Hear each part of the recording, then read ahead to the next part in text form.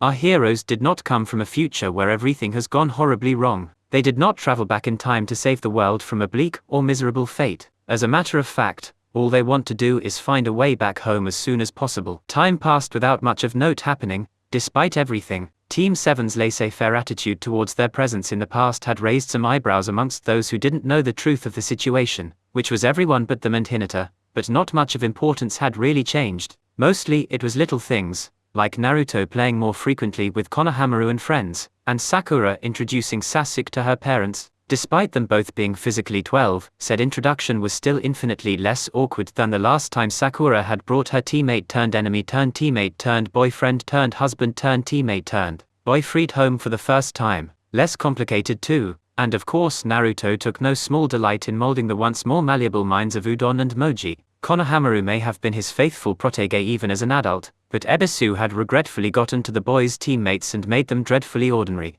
The grown-up Udon and Moji had been two of the most boring people Naruto knew. The less said about the Hyuga, the better. Last one to Ichiraku's as a loser.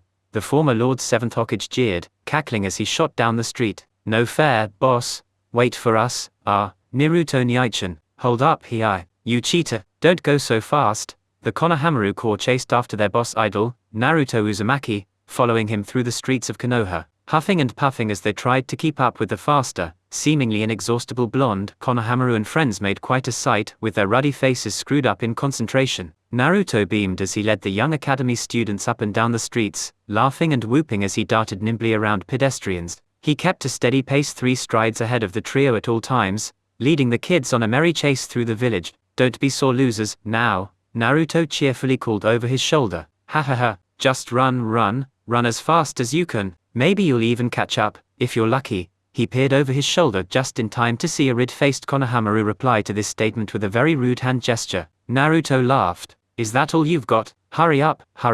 I haven't even gotten warmed up, he chortled, striking a very theatrical pose, while continuing to run, which produced a fairly comical effect. Moji giggled in spite of herself, and Udon joined in with a half-delirious guffaw. Konohamaru defiantly shook his fist at Naruto. The blonde laughed even more gaily than before, and spun fluidly around a black-clad young man, slipping between him and his pretty blonde companion. Without missing a beat, he was behind the pair and continuing on down the street. At least, he was until he heard a boyish oof, and a distantly familiar annoyed grunt. Hey, twerp, watch where you're going. That hurt, you know. Oh, Kankuro. Still just as terrible with kids as ever, and still somehow just as good as getting the drop on Naruto too.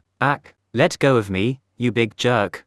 Naruto turned around, mildly bemused. Was it really starting already? He glanced curiously between Temari and Kankuro, looking at their backs. This statement did not include Temari's ass to any exceptional degree. Naruto could, as Jiraiya's former apprentice, appreciate beautiful young women, but 15 years old was towing the line of too young for his tastes. He made a conscious exception for Hinata, because she was his wife, and he loved her no matter what she looked like. Konohamaru, Moji squealed, dismayed, breaking Naruto out of his musings. Oh dear, Udon whimpered, trembling worriedly at the sight of this intimidating foreigner lifting their friend and ringleader by the collar. Kankuro sneered, and tightened his grip. Konohamaru, he drawled. Is that your name, twerp?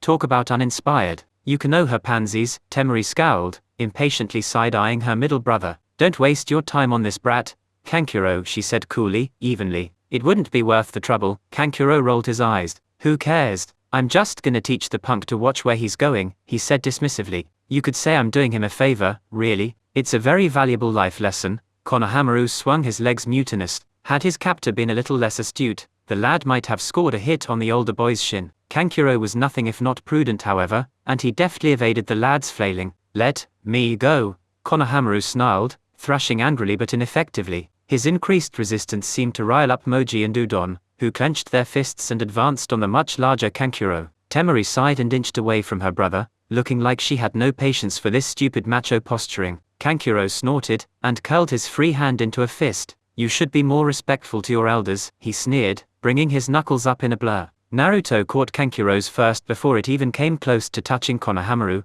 appearing beside Kankuro faster than you could say holy shit, where'd he come from? The Kazekage's middle child blinked, his head swiveled to the side, and he stared confusedly at this spiky-haired blonde interloper. Konohamaru slowed his wriggling, and a smirk came onto his face. Ha, you're in for it now, you big jerk, he crowed. Naruto Niichin is gonna kick your ass. Temari choked back a laugh at the gobsmacked expression on her brother's face. Naruto smiled innocently. I'm sure I have no idea what you mean by that, Konohamaru, he said loftily. After all, it's not like a foreign shinobi visiting Konoha for the Chunin exams would ever be stupid enough to try and do anything to the Sandame's grandson. His innocent smile widened, and Kankuro blinked twice more. The young puppet master went visibly white under his kabuki face paint. "Hey," he squeaked. "The Sandames," he trailed off, staring at Konohamaru in slowly dawning horror. Temari now looked neither bored nor amused. If anything, she seemed the slightest touch frightened underneath the angry look she shot at her brother. "Kankuro," she growled warningly. "I told you." Now Kankuro went puce, and he dropped Konohamaru like a hot potato. "Ahaha, now, I know what this might look like," he said, his voice cracking, "but it's perfectly innocent, honest." Naruto smiled. "I'm sure it is," he said sweetly, "just like I'm sure your teammates won't kill you in your sleep for almost getting them kicked out of the village before the exams could even start." Kankuro paled once more, and Temari fingered the fan strapped to her back with a vicious grin on her face. Naruto then looked up into the branches of a nearby tree. He grinned brightly. "Hey, Gaara," he said to the good-bearing redhead, "wanna join me at Ichiraku's for some ramen later? You can bring your team along too, if you want." He waved, beaming at his fellow Jinchuriki, Konohamaru Moji, and Udon and at Naruto's ability to detect the third foreigner hidden from sight. Temari and Kankuro stared in horrified disbelief at the apparently suicidal blonde. Gaara blinked owlishly, surprised. "I nominate Team 7. The Hokage's office fell into a heavy silence following these words. Kakashi Hatake stood at attention in a manner that nonetheless bespoke a deceptive laziness, a kind of disinterested insolence that very few people could pull off, to say nothing of actually getting away with it. All around him, his fellow Jounin expressed their surprise at their colleague's choice to nominate a rookie squad for Chunin examination. The Sandame had only just finished officially announcing the Chunin exams, and already Kakashi was suggesting that his team should take it. For those who hadn't heard about Team 7's uncannily exceptional performance on missions, it begged belief that the copy ninja could seriously have such a skewed perspective as to nominate his squad for the exams without even the tiniest sign of hesitation. Then, a moment later, Kyuno Yuhi stepped forward and nominated Team 8, looking perfectly confident in her students' abilities. And not to be outdone, Asuma Sarutobi stepped forward immediately after her and put forth his Team 10 for consideration as well. It was so quiet you could have heard a pin drop, and Genma looked very sheepish as he picked his senbon back up off the floor, although his jaw was still visibly slack. Not an eye in the house wasn't staring at Kakashi, Kyunoi, and Asuma, whether simply gobsmacked and blatantly disbelieving, or else trying in vain to puzzle out their motives. Hiruzen puffed on his pipe, curiously eyeing the three young Jounin leaders. His glance was hooded, his face an unreadable stony mask, and if his eyes lingered a second longer on his son than on the others, then nobody was saying anything. "Do you now?" he said, the gravely rasp of his voice cutting through the silence. He folded his hands, humming thoughtfully. "I must say, this is highly unusual. Not one, or even two, but 3 rookie squads." He narrowed his eyes. "Are you all quite sure of this? These exams are nothing to sneeze at, as you should well know." Kakashi scoffed. "With all due respect, Hokage-sama, I'd be nominating them for Jounin consideration if you hadn't already told me that they need to pass the Chunin exams first," he said. "Naruto, Sasuke, and Sakura are ready for promotion." "More than ready?" Asuma rolled his eyes at this. "I never would have pegged you for the sentimental sort, Kakashi," he drawled, shaking his head. "But as for my team, I honestly think it would be a good learning experience for em. Ought to be a good kick in the pants for those slackers," he said wryly, a hint of fondness in his tone. "And I reckon at least one of them might actually make the cut." To be perfectly honest, Kyunia afforded a smirk at this remark, her eyes gleaming amusedly. "Team 8 has really come into its own as well," she said, all but swelling up with pride. "Hinata in particular has demonstrated exceptional maturity and leadership qualities. She's set an excellent example for her teammates, and all 3 have helped each other grow a good deal. Well, mostly it had been Hinata helping Shino and Kiba grow, but Kyuni didn't feel any particular need to give away too much of her prize pupil's talent. It wouldn't do to scare off the competition after all." Hiruzen took a drag of his pipe, and he cast his gaze over the 3 Jounin sensei. He saw a mixture of pride, confidence, and stubborn determination in each of them. It almost reminded him of his own sensei's eyes, when the man had first confronted the other Kage with the idea of the Chunin exams, all but outright challenging them to send their best and brightest ninja to try and discredit him and his pupils. Resisting the urge to smile at the swell of nostalgia, the Sandame slowly nodded. He exhaled, smoke billowing from his lips, and closed his eyes. "Well then," he said, "if you 3 are that confident in your team's chances," Iruka sputtered, unable to hold back his disbelief any longer. "This is preposterous," he protested, pointing at the 3 Jounin. You can't honestly be saying you think they're seriously ready to take on the Chunin exams. Of course they are, Kakashi said dismissively. Kyunui and Asuma nodded in general agreement. Iruka turned a very interesting shade of red. You're pushing them too far, he exclaimed. Times are different now than they were when you three were young. Those kids may be your genin, but they're still my students. Hiruzen resisted the urge to sigh as the argument unfolded, Iruka Umino's words coming narrowly close to insubordination. If it weren't for Guy stepping forward in agreement with Iruka's stance, things might have gotten ugly, and Kakashi did not pull his punches, whether fighting or debating. Under other circumstances, Hiruzen may have been inclined to agree with Iruka, but these 9 rookies were all exceptional prospects. Even the least remarkable among their number showed a fair deal of talent and cunning. Iruka was a good man, to be sure, but that wasn't always the most desirable trait in shinobi. It didn't help that this was his first graduating class either. Iruka was naturally very attached to these kids, and would of course be inclined to have them, well, some might call the man's approach coddling, but Hiruzen had a soft spot for children himself. Kakashi, however, did not appear to agree. They're not your students anymore, Iruka, the copy ninja finished coolly, with a steely edge to his words. They are soldiers under my command. With that verbal slap in the face, Kakashi turned and walked away. Iruka stared as the man went, visibly cringing from those words. Asuma winced, and he muttered ouch. Low blow, under his breath. Kyunui gave Iruka a sympathetic smile. Well, he was a bit harsh in how he said it, she said, but the gist of it isn't necessarily inaccurate. Besides, I know my team has improved by leaps and bounds since graduating. You shouldn't underestimate those former students of yours, or they might just end up surpassing. Iruka chuckled weakly, and returned the smile with a slow nod. Why yeah thanks, he said. He's right of course,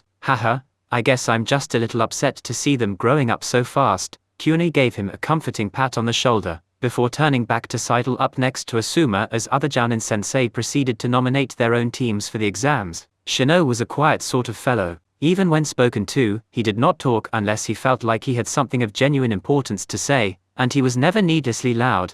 He did not yell or shout or holler. He was subtler than that. When Shino wanted to make himself heard, he simply spoke his mind. If the people he was talking to had any sense, then they would listen to what he had to say. If they didn't, then they clearly weren't worth the trouble. That's what his father had taught him anyways. Subtlety and silence were hallmarks of the shinobi. No ninja worth his salt would go off screaming at the top of his lungs. Speak softly yet firmly, and never about trivial matters. People who could be swayed by loud voices and meaningless chatter were not worth a true shinobi's time.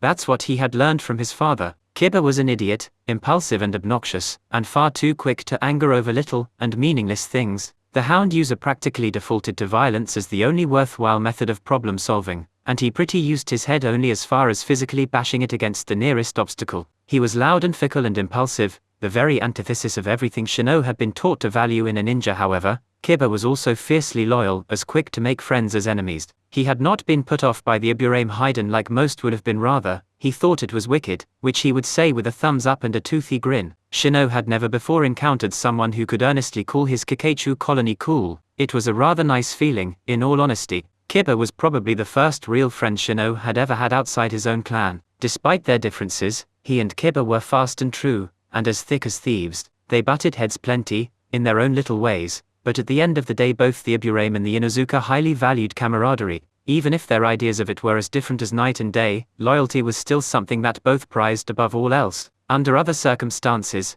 Shino supposed that he and Kiba might have been at odds more often than not. Had Hinata not stepped so brilliantly into the position, the two males might have spent a lot of their time both subtly and overtly vying for the spot of team leader. But as it was, Hinata had assumed the role, and she did a magnificent job of it too. She seemed like a real natural, and neither Kiba or Shino had any problems with deferring to her. It was funny in a way, that a girl who had seemed so quiet and reserved in the academy would wind up the distinct superior of someone as competitive and stubborn as Kiba, but Hinata really didn't need to be boastful or aggressive. She led with a soft touch, letting them think as often as not that they were acting of their own initiative when they did as she asked. She indulged them when it was convenient, and kept them in line with carefully chosen compliments and critiques. She pulled their strings like a puppet master working her marionettes, and most scarily of all she did it so warmly and kindly that neither of them could find any fault with it. Even the willful, bull-headed Kiba saw nothing wrong with doing what Hinata asked of him. Shino supposed that the Inuzuka probably had a tiny bit of a crush on her.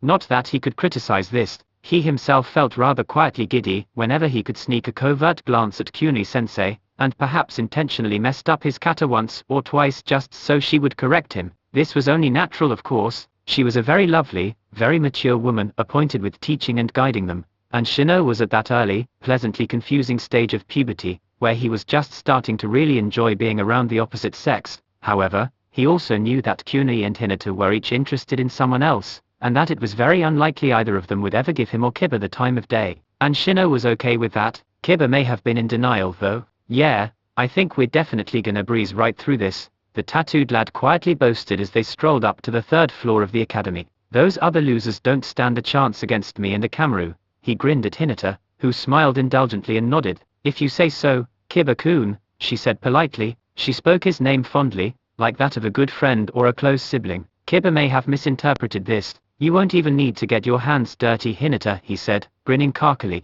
"I bet there's not a person here who could take me on in a fight." This declaration earned Kiba a dirty look from a few of the other genin teams climbing the stairs, but he didn't seem to notice. He was strutting self-assuredly to the testing area, confident that Team 8 would pass these exams with flying colors. Hinata giggled at the sight of Kiba with his chest puffed out. He beamed, apparently taking this as a mark of approval. Shino quietly followed his teammates to the testing area, corrugating his brow in thought. Kiba's confidence was not particularly contagious in this instance. Frowning beneath his coat collar, the young Aburame pushed his sunglasses up on the bridge of his nose. He shot a warning look at his male teammate. "You shouldn't get too cocky," he cautioned. "These exams will be attracting genin from all across the continent, and many of them will be far more experienced than ourselves. Age and cunning can easily triumph over youth and skill." Kiba scoffed. "Don't be such a worrywart, Shino. They aren't the only ones with tricks up their sleeves." He grinned toothily. Hinata smiled, looking between her two teammates. "Indeed they are not," she agreed. "You two are very skilled for your age."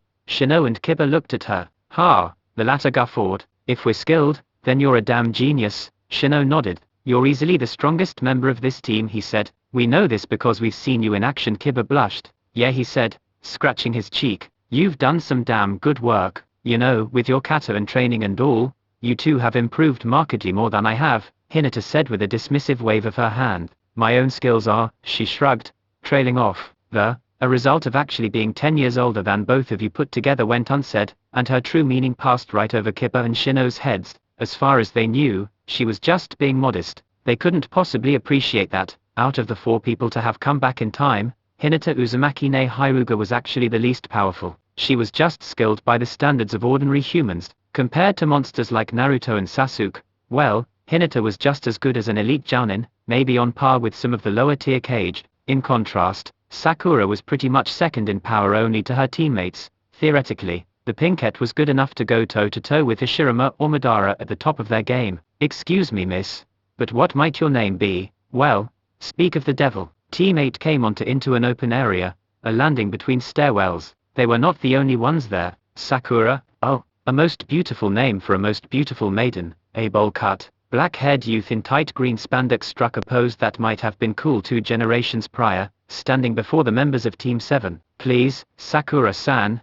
he exclaimed, "will you not go out with me? I swear, I will protect you with my life." Naruto snorted, and Sasuke ground his teeth. Shino quirked a single eyebrow, and Kiba glowered at Hinata's other friends. Team 8 went unnoticed by the trio, who were focused understandably on the green-clad lad. Kiba skulked sulkingly up the stairs, clearly not in the mood for a meeting with Team 7 right now. Shino followed him, only mildly interested in the romantic dramedy proceeding below them. Hinata lingered behind for only a moment, before turning to follow her teammates up to the 3rd floor. She blew a kiss to Naruto, who looked over his shoulder and silently smiled at her. "And so now we join Team 7 in media res." Sakura tittered and curtsied, smiling kindly at the athletic older boy. She did not give any indication of having noticed Hinata and friends passing on through, smiling politely at Rock Lee, for this was of course, who addressed her. "Oh my, you flatter me, Ikun," she said, "but I'm afraid to say that I am already spoken for. You have my apologies." A twinkle came into her eye, the glittering mischief of a precocious matchmaker as she stood back up from her curtsy.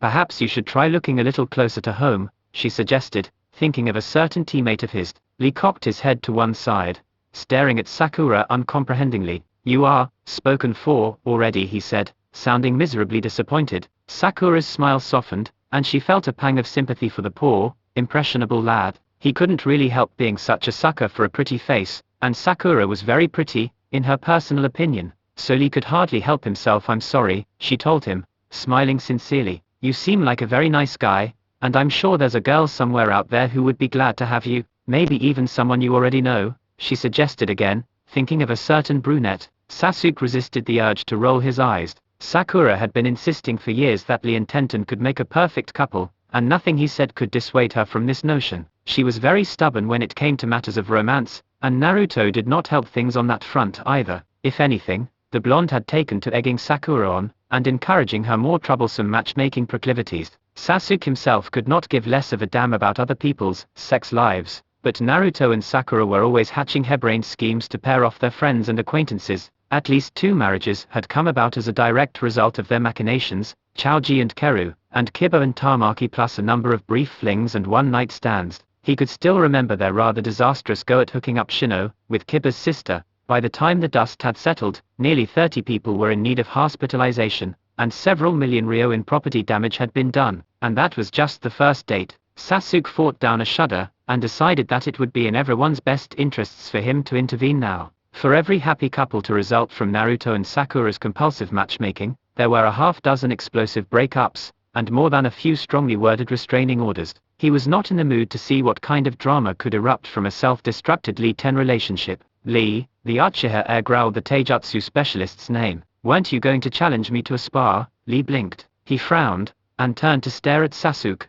"Was I?" he said confusedly, looking a touch skeptical as he glanced down at Sasuke's missing arm. A frown tilted his eyebrows, curling his lips downward. "I don't know, of course you were," Sasuke said flippantly. "Why else would you come seek us out?" "Maybe he wanted to challenge me," Naruto interjected, a glimmer of laughter in his eyes. "I'd like to think my reputation really precedes me these days," Sakura snorted, a most unladylike noise. "Yeah, right," she said. "The only reputation you have is as a class clown, and I am hilarious," he said with a grin. "Hilariously full of yourself, maybe," Sasuke said, rolling his eyes. Naruto scoffed. "Oh please, like you're one to talk," Sakura smirked, and wrapped an arm around the raven-haired Uchiha's waist. "I wouldn't mind being full of you, dear," she purred into Sasuke's ear, giving him an all-too-suggestive wink. Lee went beet red, and averted his gaze anxiously away. Sasuke, for his part, shivered and smiled weakly at his once-and-future wife. Naruto rolled his eyes. "I think that's what most girls our age would say,"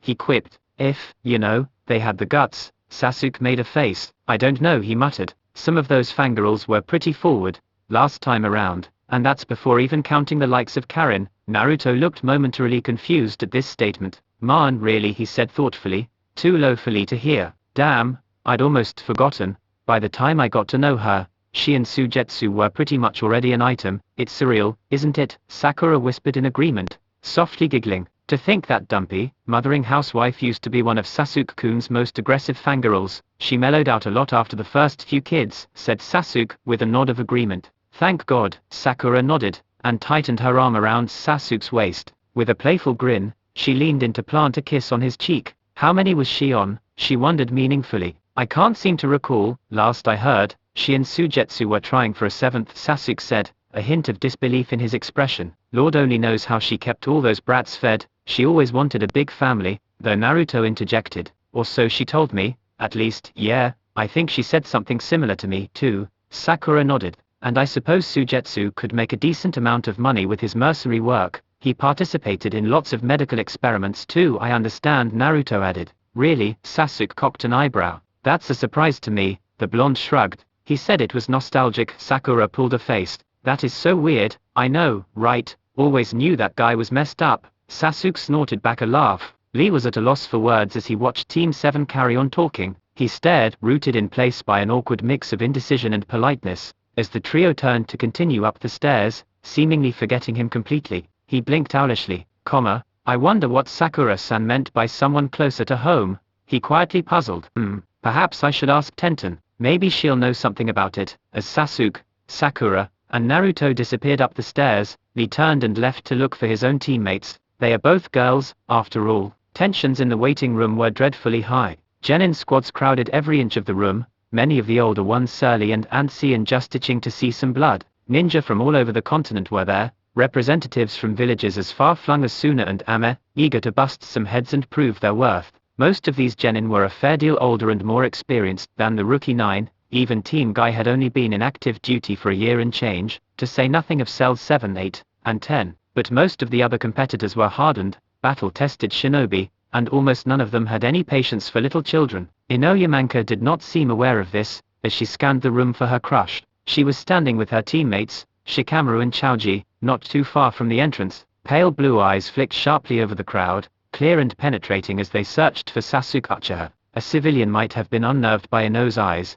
with their unnaturally pale blue irises, flat and ghostly, devoid of pupils. If eyes were the window to the soul, then young Ino looked like a woman possessed. Shikamaru would have considered this an accurate descriptor, at least whenever she got started on Sasuke-kun. He's not here yet, the shadow user drawled, leaning boredly against a nearby wall. We would have noticed him by now if he'd gotten here before us, and we've seen everyone who has come through that door since we arrived. Ino shot Shikamaru a dark look, narrowing her eyes and curling her lip. She fidgeted anxiously, clearly overcome with nervous energy. I don't need your snark, Shikamaru, she sniped, flicking her gaze over to the door. Just keep your eyes open. I don't want to miss him, Choji shrugged, looking over his shoulder at some of the other teams in the room. Who's to say they'll be coming? Maybe their sensei doesn't think they're ready for these exams yet, he suggested. Shikamaru sighed. As much as I wish that was the case, Choji, he muttered. If only so Ino would settle down and quit looking for him. We know they'll be here. Asuma told us that Kakashi was the first one to nominate his squad.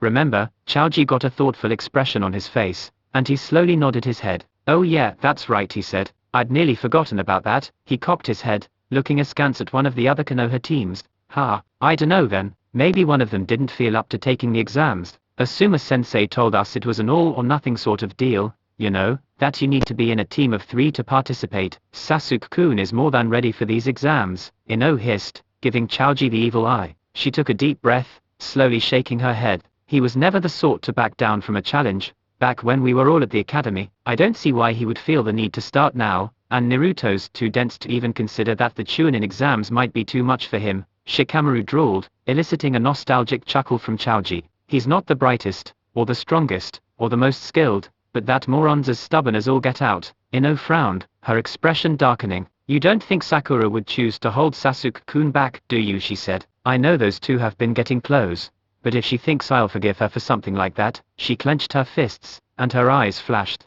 Shikamaru sighed, and he rolled his eyes. Women, he thought ruefully, whether they're young or old, they're all just as much of a pain in my ass. Ino shot him a sour look, guessing well enough what her teammate was thinking. Don't you start, Shikamaru, she said warningly. You're not any better. I have no idea what you're talking about, he replied blandly. I didn't say a word. You were thinking it, she growled. I know what you're like. Choji chuckled good-naturedly, and reclined against the wall. The door opened. Kiba Inuzuka strutted carkily into the room, followed shortly by Shino and Hinata. Then he took one look around the room, and his self-assured demeanor, promptly deflated, punctured by the weight of several dozen cold, assessing glares. Hot damn, are all of these guys seriously genin? He mumbled, suddenly looking much less certain of acing the exam. Yes, probably, said Hinata calmly, sparing a reassuring smile for her teammate. Kiba reciprocated only weakly, looking now like he wanted nothing more than for everyone's scrutiny to fall on someone else. Nobody seemed to notice Shino. Kabuto Yakushi was cool and collected as he scanned over the assembled genin. Team 7 walked in through the door, and as expected their arrival caused quite a stir. The trio thumbed their noses at everyone in the room, all but outright saying that they would personally kick every single one of their asses. This, of course, did not go over well with the other assembled genin. Black glares like leaden weights fell on Naruto, Sasuke, and Sakura, each of whom acted perfectly unperturbed by the icy looks they were receiving. If anything, they seemed almost amused by this attempted intimidation. It was exactly the opening Kabuto had been waiting for. He walked up to the 9 rookie genin, mentally getting into character as he approached. Outwardly, he projected a harmless, friendly air which could let him get close to his targets without raising any suspicions. He radiated an aura of inoffensive normalcy that enabled him to slip under the radar with ease. Nobody paid any attention to Kabuto, because he wasn't anyone worth taking note of. That was the most important skill for a spy. Being able to blend into any crowd with minimal effort was a very rare gift. Most people had tells that gave it away when they were trying to keep a secret, got anxious or tense in high-stress situations, but Kabuto could go behind enemy lines with a disarming smile plastered on his face, make nice with people who would kill him in an instant if they knew his true motives, act perfectly ordinary and unremarkable. Some people thought of spies as people dressed all in black, fighting off hordes of enemies and running across rooftops under the cover of night. And while Kabuto had done such things once or twice, the mark of a truly good spy was the ability to have yourself seen, but not scrutinized, to register in people's minds as nothing unusual or suspicious. You had to act like you belonged wherever you were. Kabuto was a master of the mundane and banal. He could smile and chat about meaningless things, lead a conversation wherever he wished, and have no one be any the wiser. That was just how good he was. Getting the trust of some rank genin would be no problem for a spy of his skill. He could give them some harmless advice, dazzle them with his knowledge, while still emphasizing his classiness and ineptitude. The best spy was the man nobody looked at twice, and Kabuto was a master of going overlooked. There was no reason to think his cover could be blown by these greenhorn brats. His mission in the leaf was nearing its end, and soon enough he would be more used to Lord Orochimaru outside of the village. Once the invasion was carried out, there would be no more need for him to stay undercover in Konoha. The ninja info cards he showed those Inoshika-cho brats were nothing extraordinary by his standards. It was a mere parlor trick that could be pulled off by any sufficiently astute genin, and Kabuto did not put any of the truly valuable intel on those things. Any ninja cryptanalyst worth their salt would be able to work around his chakra encryption. Anyone who got suspicious of him and tried to search those cards for sensitive information would find only data which could have been reasonably gathered through hearsay and rumors. Kabuto was cautious. He kept most of his best cards up his sleeves, hiding a couple aces even from Orochimaru. He showed only what he wanted people to say, played the folks around him like a fiddle, and guilelessly leaked top-secret intelligence to the single most dangerous rogue nin on the planet. Akatsuki may have had more powerful shinobi, but none of them could rival Orochimaru's duplicitous cunning. He was the snake in the grass, waiting hidden in plain sight, patiently learning and plotting as he calculated the best moment to bare his fangs and strike. Orochimaru was clever and unscrupulous, willing and able to play a much longer game than anyone else. Kabuto learned espionage from the master of lies, a man who spoke with a forked silver tongue. He could deceive the most canny man alive, and walk away without an ounce of suspicion attached to himself. Even if caught all but red-handed, he could smoothly and spotlessly bullshit his way out trouble. He had been in the spy business from a young age, and had been considered so good at what he did that he was just too dangerous to be left alive. He lived his life in a web of lies and half-truths so tangled that nobody alive knew so much as even his true name. He was a weapon created by the machinations of the shinobi world, a man with no past and no name, a cursed Muramasa which had turned upon its former masters, forged in deceit and tempered in treachery, bathed in blood and shadow. He was a ninja in the most classical sense, a spy in plain sight, and a killer none would suspect. He thumbed his nose at the likes of Danzo, Shinobi no Yami Shimura, and walked a razor's edge under the scrutinizing gaze of Lord Orochimaru. To even suggest he would slip up in the presence of mere children would be laughable. The kids didn't suspect him, no. He lied to their faces, endearing himself to them with a harmless demeanor and unassuming grin. He played his role to the letter, and they danced on his strings without a hint of deviation. Word for word, his meeting with them went exactly as he had planned. He did not make any mistakes. He did everything he set out to do in approaching them, convincing the genin of Teams 7, 8, and 10 that he was their friend, and meant only to help them. Even young genius Shikamaru clearly suspected nothing. They saw only what Kabuto wanted them to, or so he had thought. So he had planned it out in his head. But the moment he brought out his ninja info cards, Sasuke snorted and called them a cute trick, while Sakura shamelessly snatched them from his hand, asking if he had any cards about her. Kabuto could only blink owlishly at his now empty hands. He stared at his palms for a second, before whipping his head up to watch the pinkette effortlessly reveal the contents of his ninja info cards. And while this was no great feat, it still irked him a little to see someone as inexperienced as her treat his chakra encryption like it wasn't even so much as a mild inconvenience. He bit back a scowl as Sakura sorted through his cards and Sasuke gently pushed a very clingy Yamanaka heiress off of his person. Oh, Sasuke-kun, Red Heart.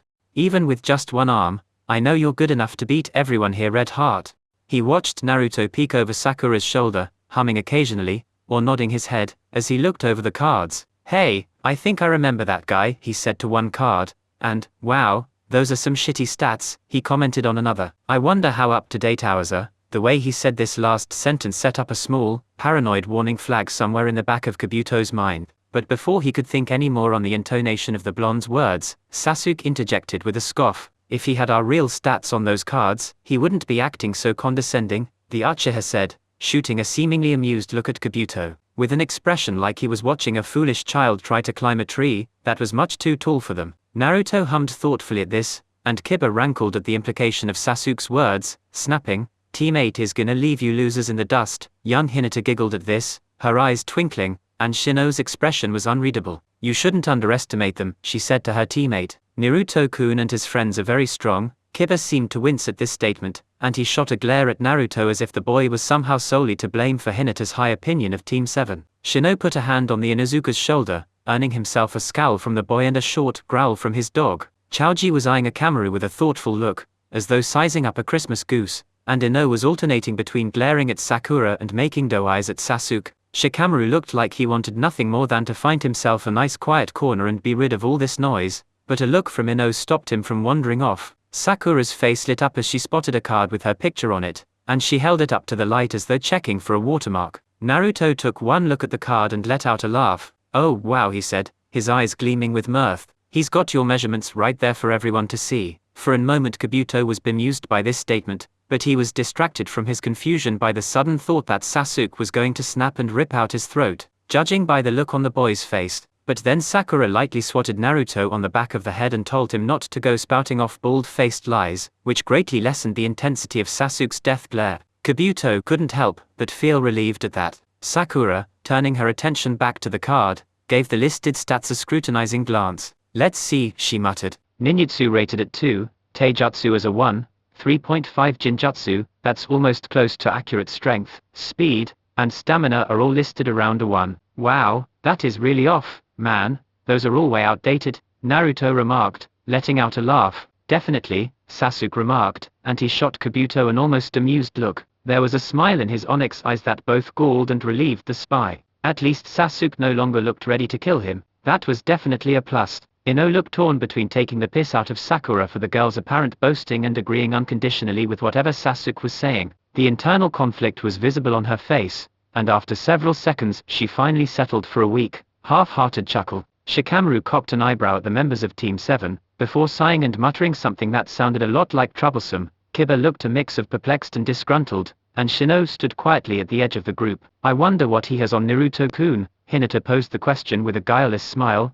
opal eyes twinkling at the blonde in question. Naruto reciprocated with a small, relaxed smile that gradually widened into a toothy, blinding gallery of a grin. This seemingly harmless inquiry from Hinata caused Kabuto to feel a pang of irrational worry and try to recall what, exactly, he had on the card. He'd made a few separate versions of Naruto's info card, with various degrees of classified information on them, and while he was pretty sure that the only one he had in this deck was the safe, innocuous one with zero classified intel, his more obsessive-compulsive tendencies raised a shadow of a doubt. He maintained his innocent smile, quelling the silent fretting with practiced ease. He knew for a fact that those cards were kept somewhere secure, but unless he had it right before his eyes, a small part of his brain would always give in to the anxiety. If there was even the tiniest margin of room for doubt, Kabuto would invariably worry himself spare. He needed to be certain everything was in its proper place, had to check and reassure himself that nothing had changed while he wasn't looking. It was awful, not feeling like you could even trust your own mind,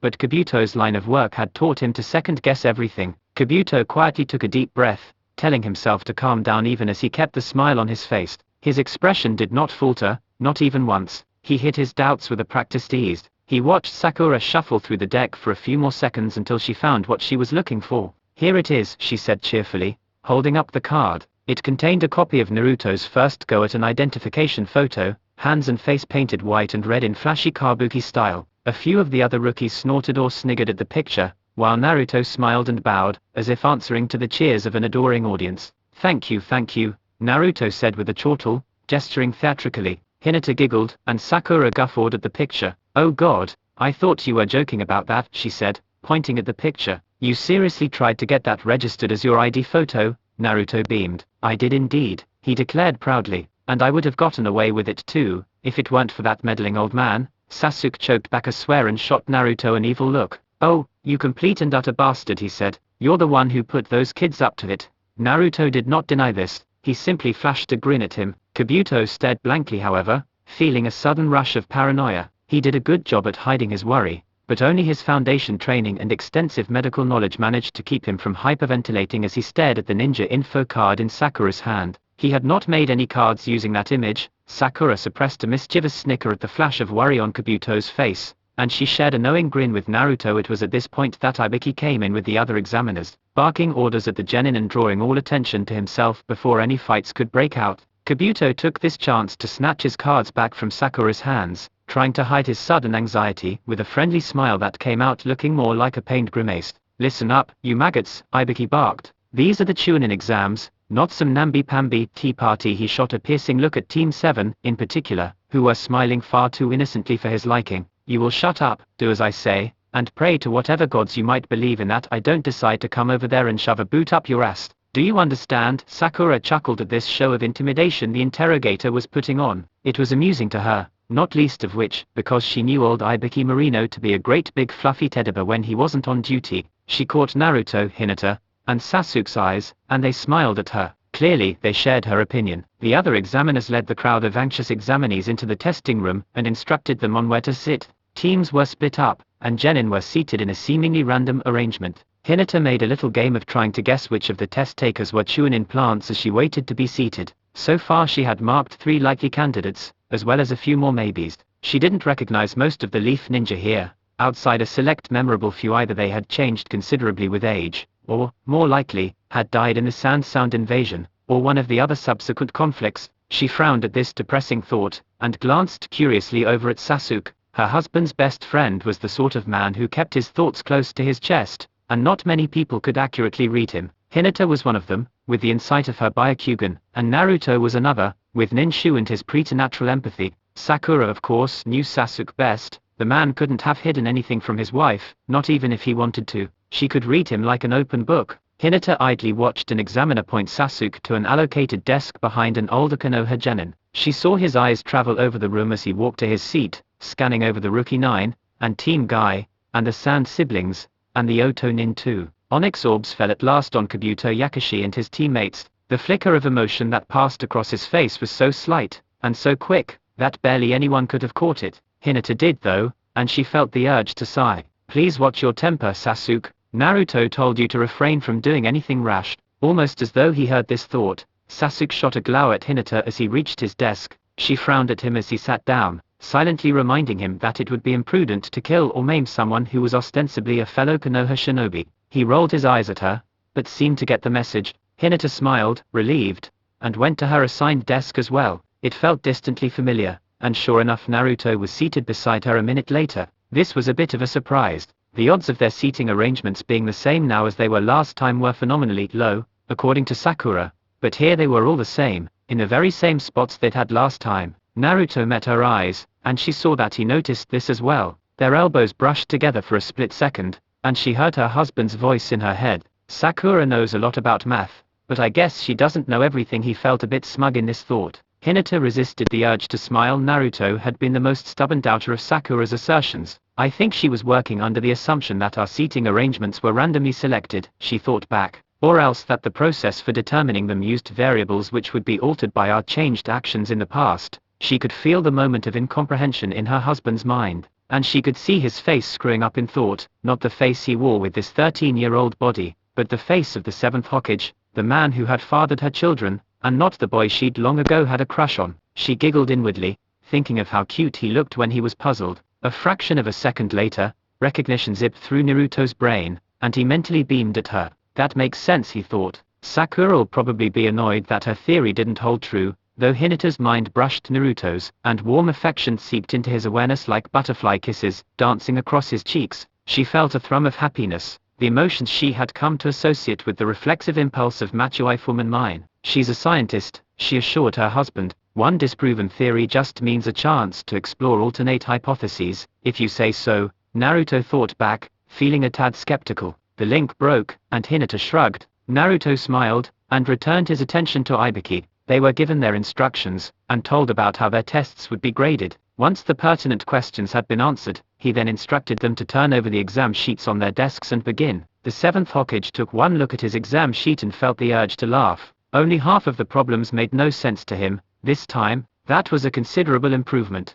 Cheerfully, Naruto began to jot down answers to the questions he knew. Elsewhere in the room, Sasuke breezed through his test with relative ease. While he hadn't known any of this stuff the last time around, by now he felt fairly confident with everything but the math problems. And what kind of ninja would waste time mentally calculating the trajectory of their shuriken anyway? That was the kind of thing you just had to grasp intuitively. Also, he had never liked word problems. Hinata as well could answer most of these questions without cheating, although she did use her Byakugan to check her work against the suspected plants. She consciously left the left side of her desk unguarded, leaving her free arm below the quiz sheet. Catching Naruto's eye with a carefully measured scritch of her pencil, she saw him inconspicuously copy her answers from his peripheral vision. The exchange of data was subtle, made to look perfectly natural. If anyone looked closely enough to notice Naruto's eyes scanning a little far to the right every so often, they might have dismissed it as a trick of the light. He wrote his answers in a perfect act of diligence, giving off the impression of someone who was honestly working through the test.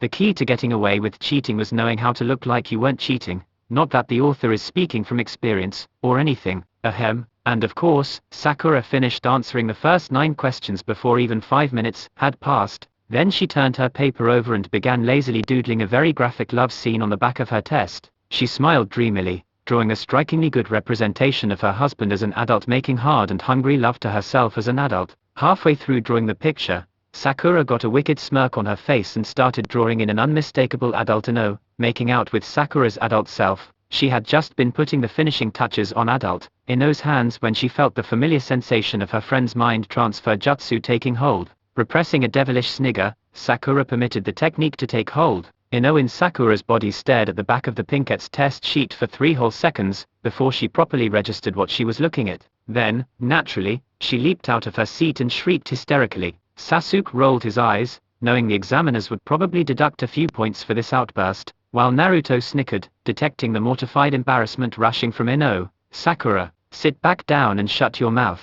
or you and your team are disqualified, Ibiki barked, shooting an intimidating glare at the possessed pinkette. Ino obediently did as asked, and was so flustered that she wound up reversing the mind transfer jutsu before ever actually managing to get a look at Sakura's answers. Tsunade's apprentice indulged in a victorious smirk when she regained control of her body. Soon enough, Ibiki ordered the test takers to put down their pencils and listen up. They did so obediently, the fear of God having by now been well instilled in them by the terrifying man. He then proceeded to give them all the same ultimatum as last time: opt out now and retake the exams next time, or accept the question and risk never being able to take the Chunin exams again if you get it wrong. Sasuke rolled his eyes at how quickly people started folding. It was pathetic. As far as he was concerned, anyone with half a brain could see that this was just a bluff. The Chunin exams were an international affair, and Ibiki wasn't even that high-ranking. Examiner or not, he didn't actually have the authority to follow through on that threat, not for the foreigners, at least. He pointedly ignored a dim recollection of himself falling for this act the last time around. Sasuke scanned his eyes over the room, looking curiously at Naruto. He could recall the blonde having an outburst the first time around, and wondered what his teammate would do now. As much as he respected Naruto, he couldn't help but worry that his friend would do something spectacularly idiotic. They had rather extensively debated the merits of various approaches, and how they would handle this whole time traveling headache. After all, Sakura had explained the multiverse theory to them, which provided a hope that they could somehow find a way back to the timeline they had come from, and also convinced Naruto that they shouldn't try too hard to recreate their past actions. All of this, all these events and stuff, the blonde said, gesturing around at his old apartment, which had been destroyed in Pain's invasion, happened over 20 years ago from our point of view. I don't know about you guys, but I can barely remember the specifics of everything I did 2 years ago. It's been so damn long since we last went through all this stuff. Naruto shrugged. There's no way we can recall every little detail, right? Sasuke said shrewdly, like what we ate on this day, or who we talked to on that day. Even a small divergence could wind up cascading into huge changes, and this world is a distant childhood memory for us. Don't you think we should at least try, though? Hinata said, frowning a tad thoughtfully. Naruto chuckled, and gave his wife a teasing wink. I think it's a bit late for you to be saying that, he chirped. Hinata gave her husband a look, and gently swatted him on the shoulder. Oh, you. Sakura cocked her head to one side, looking thoughtful. I hate to admit it, but Naruto does make a good point, she conceded. I don't really remember when we first got that mission to Wave, for instance. I mean, I'm pretty sure Sasuke was there, but otherwise. She paused, then, furrowing her brow.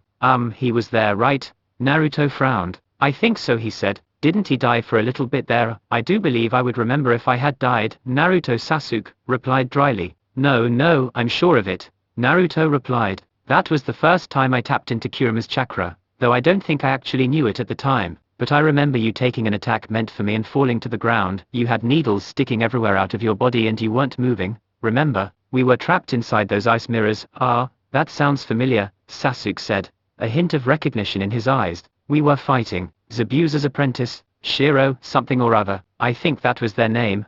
Haku, actually, Naruto corrected, smiling wistfully. He was one of the most kind-hearted people I'd ever met. and that talk I had with him in the woods was a major turning point in my world philosophy. There was a gleam in his eyes as he spoke, and he looked about ready to go off on a world of cardboard speech. Hinata cut him off, placing a hand on his shoulder and distracting him with a soft peck on the cheek. Sasuke frowned. "Are you sure you've got that right?" he murmured. "I thought you said this guy killed me." "Well, it looked like you were dead, but I think he really just used acupressure or something to put you in a near-death state," Naruto said. "Oh, so they only almost killed me," Sasuke muttered, rolling his eyes. "That's a world of difference. Tons of people have almost killed you," Sakura pointed out, grabbing his hand and smiling. "Is that supposed to make me feel better?" "No," she told him, and there was a gleam of mischief in her eyes now. "This is," and then she kissed him. Sasuke hummed to himself, distracted by guiltily pleasant memories, and he almost didn't notice it when Anko busted in through the window. Unfortunately for the last Uchiha, she most certainly noticed him, as well as the expression on his face.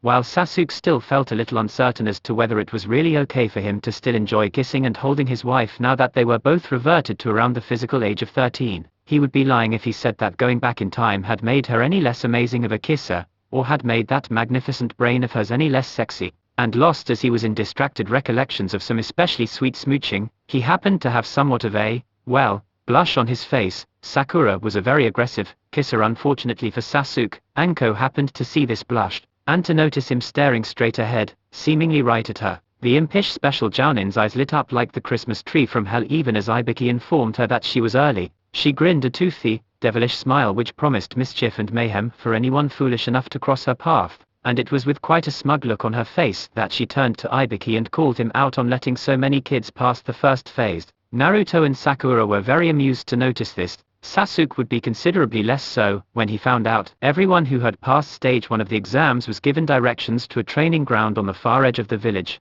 a training ground in the thickest and wildest part of the forest that crept up to the heel of the village walls. Those Konoha genin, who had been around the block a time or two, cast nervous glances at one another when they heard the designation of the area where they would be undergoing the second phase of the test. Training Ground 44 was well known among the more experienced ninja, and it did not have a nice reputation. Naruto was pouting as he watched Shino and Kiba basically drag his wife away. Hinata waved goodbye to him, and he waved back, but he still had a touch of a sour expression on his face as he and his own teammates headed to the area outside the Forest of Death. His hands were in his pockets, and he was practically sulking. Sasuke's expression was grimmer than usual, his eyes steely and his jaw squarely set as marched ahead of Naruto and Sakura. He was intermittently fingering his shuriken holster and adjusting his forehead protector, looking coolly determined. He seemed oblivious to the way Anko had been looking at him, like a rattlesnake spying an especially juicy rat, and he barely even looked at his teammates as they made their way down the village streets along with the other participants.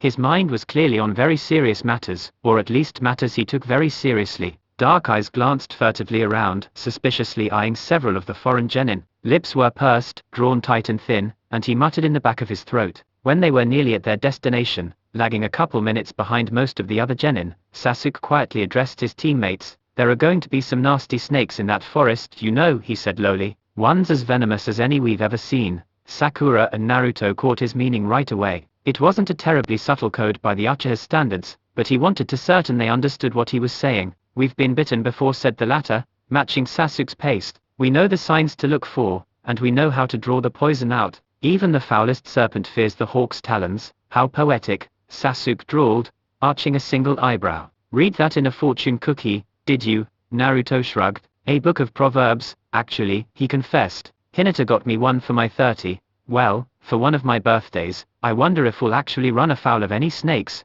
though Sakura muttered, glancing pointedly at Sasuke's missing arm. "They might not see us as, well, a threat, I suppose you could say," she tactfully remarked. "Who else would they go after?" Sasuke retorted, frowning. Sakura smiled and put a hand on his shoulder. "Oh, I have a few ideas," she said meaningfully, trailing off after a moment. "Would you look at that?" Naruto interrupted. "We're here," and so they were. Team 7 had arrived outside of Training Ground 44, where most of the rest of the Chunin exam participants were already waiting. Only a few stragglers remained, and even the very last was only a couple minutes behind Sasuke and friends. Naruto beamed and waved an enthusiastic hello to Team Guy. Sakura glanced shrewdly at Tenten, who noticed her attention and frowned. The Adango-haired brunette seemed reluctant to look in Lee's direction, her ears were a faint shade of pink. Neji, for his part, was acting nervous, and he seemed to be purposefully interposing his teammates between himself and Team 8. Most of the genin teams were keeping to themselves, and there was little to no mingling outside of their respective village groups. None of them seemed terribly eager to interact with foreigners, regardless of the ostensible purpose of the Chunin exams. The genin from Kusa and Ame in particular, seemed especially tight-lipped and mistrustful. Both villages were quite small, although they had been around for decades, and while there weren't official hostilities between any of the villages represented here, everyone knew that there was no love lost, either, and the less said about Oto the better. But one of the genin on one of the hidden grass squads was looking curiously at Team 7, frowning and staring at the Yuzashio crests on Naruto's blindingly orange apparel. The bespectacled redhead him and his teammates, looking alternately hopeful and afraid. A couple of times, she looked close to standing upright and walking over to them, but she would then falter, and shrink away. Naruto or Sakura probably would have gone over and greeted the girl, but then Anko spoke up and addressed the assembled genin. "All right, boy and girls, listen up, and listen well," the ponytailed Violette declared, standing with her back to the test takers. She stood facing a gate in the wire fence which demarcated the boundaries of the massive forest beyond. The door was secured with triple padlocks and a paper talisman, and a battered and weather-worn sign hung from it, declaring in a bold and ominous font, "No trespassing." Anko turned to look over her shoulder at the genin, and many of the participants gulped in fear. A pall of dread hung over most of the genin, and Anko had a carefully cultivated look of sadistic amusement on her face as she peered at them with a haughty, condescending smirk. "This is the arena for the second exam," she said with a flourish, gesturing to the towering, ancient trees beyond the fence. "Training ground 44, also known as," she paused a moment for dramatic effect, and it sounded like one of the less resolute participants happened to whimper, "the Forest of Death," she finished, putting a great deal of emphasis on the nickname. Some of the more timid test takers let out audible squeaks. Even the more hardened cynics in the crowd could at least appreciate Anko's theatrics. Sasuke frowned when he noticed the pointedly amused look Anko shot at him. Sakura smiled, though, and looked up appreciatively at the massive trees. "Ooh, this is a pretty creepy place," she said, not entirely facetious. "I bet all kinds of scary, nasty things live in those woods." Naruto nodded thoughtfully, eyeing the towering oaks and spruces. He smiled, breathing deeply of the green air. He felt at home among these trees, a leftover perhaps from spending half his life with an arm made of Hashirama putty.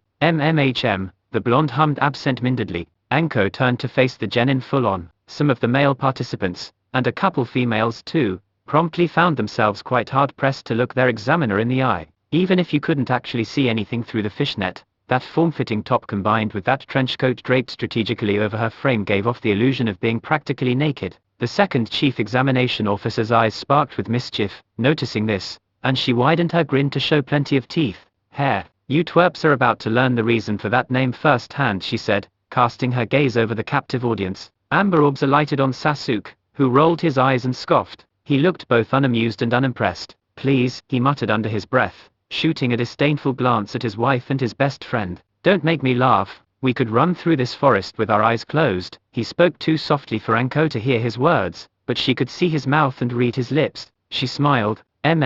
You're a pretty cocky one, aren't you?" she said, looking directly at Sasuke. Her grin didn't falter for even an instant. Faster than any genin could be expected to follow, Anko whipped out a kunai and threw it. She aimed it just past Sasuke, sending the blade on a trajectory that would graze his cheek before coming to a stop harmlessly in the dirt without actually hitting anyone. And even as she threw the kunai, she mustered a bit of chakra in her legs, preparing for a short, precise shunshin to bring herself behind the one-armed boy. It was a move intended to spook much weaker and less skillful opponents, perfect for psyching out rookies, cannon fodder, and mooks. For it to be effective, she had to be considerably faster than her target, had to have better aim and quicker reflexes. This sort of maneuver would be useless against someone as good as her, and borderline suicidal against someone better, but Sasuke was just a rookie genin, or so she thought. Of course you the reader are well aware that Sasuke is in fact a beyond cage level shinobi, and that he retains all the knowledge, reflexes, and chakra of his future self. Even the reduced proportions of his younger body were hardly more than a very mild inconvenience for a ninja of his skill. Anko was good,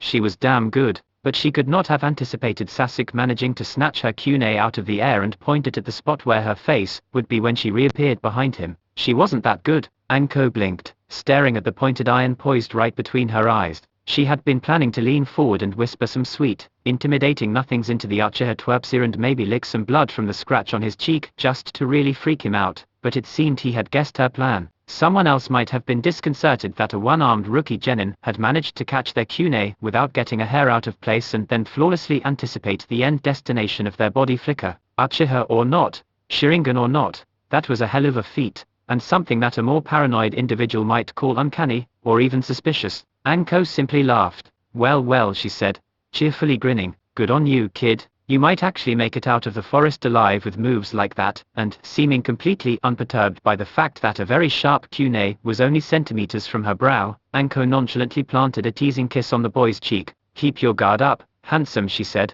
her tone a patronizing sing-song. It'd be a real shame for anything to happen to that pretty face of yours, Red Heart.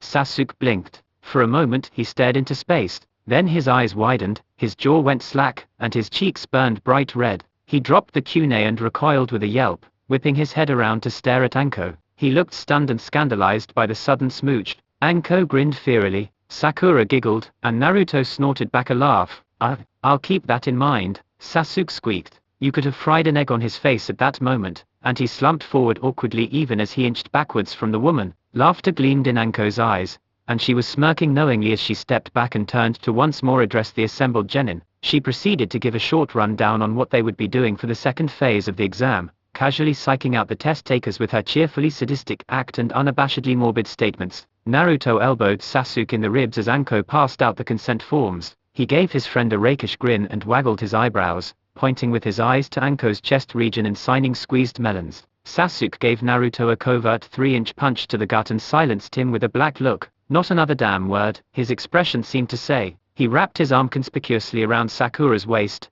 earning a strangled whine and dismayed look from Ino, who happened to spy this. I'd almost forgotten how fit Anko-san used to be, Sakura whispered teasingly, reciprocating Sasuke's defensive embrace of her. She's very attractive, isn't she? Not to say that she wasn't cute the other way, of course. Sasuke choked at this, and whipped his head around to give her a look. Not helping, he hissed, slouching a little further. Sakura bit back a giggle, and absent-mindedly accepted a trio of consent forms for her and her teammates. She smiled at Anko, who chuckled, winked teasingly at Sasuke, and muttered something about randy little brats before moving on to the other participants. Once everyone had received their consent forms, Anko proceeded to explain the test. Sasuke didn't pay that much attention to what she said. He was trying very hard to look anywhere but at their examiner. His cheeks were still burning pretty hard, and while the worst bits of discomfort had receded, he could remember much too vividly how certain parts of her anatomy had squished into his back. That damn woman was far too carefree. She was infuriatingly exuberant with absolutely no sense of personal space,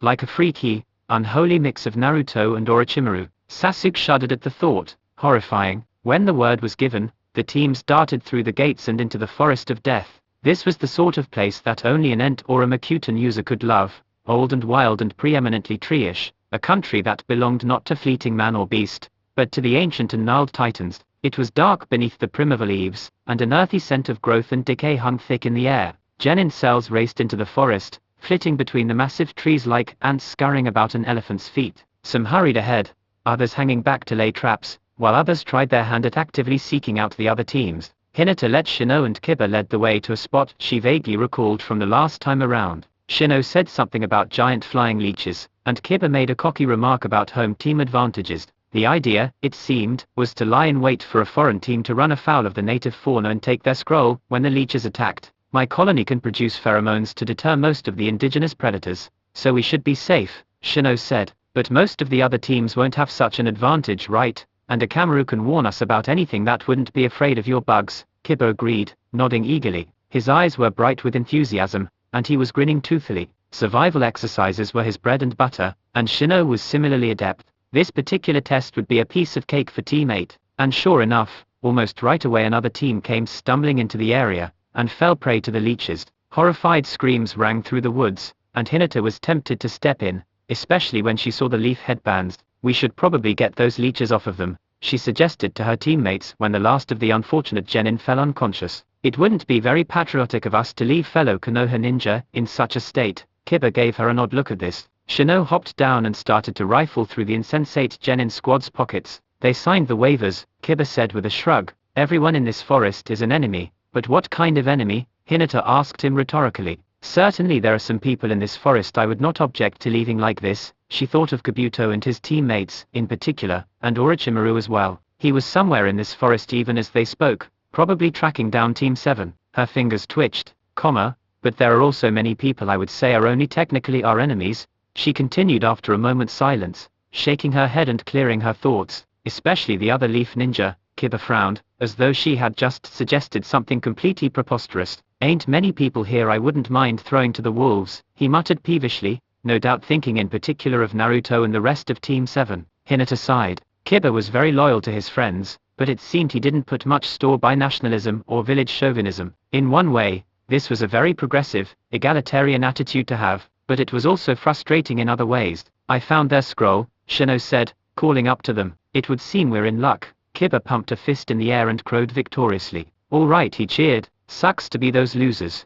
Hinata smiled exasperatedly. Would you mind removing those leeches, Shino-kun, she politely requested. I'd rather not have the deaths of fellow Konoha shinobi on my conscience. Kiba rolled his eyes at this, but he didn't say anything to directly challenge her remark. This was not to say, mind you, that he took it with any sort of grace. Wouldn't have figured you for the sort to practice favoritism, he grumbled. Hinata smiled beatifically. I haven't the faintest idea what you mean, she said innocently. I am simply looking out for Leaf Village comrades. Kiba frowned, and looked like he was about to say something else to this. He didn't get a chance, however. A roaring of wind and thrashing of boughs reached their ears, cutting him off, and a second later they were caught in a hurricane, tumbling head over heels in a rushing vortex. They were sent flying like ragdolls, scattered as leaves before a gale, their world spinning and spiraling out of control. Hinata had just enough time to recognize this as a wind-style ninjutsu, before she lost sight of her teammates. She was barely able to right herself in midair before crashing into a tangle of thorns and brambles.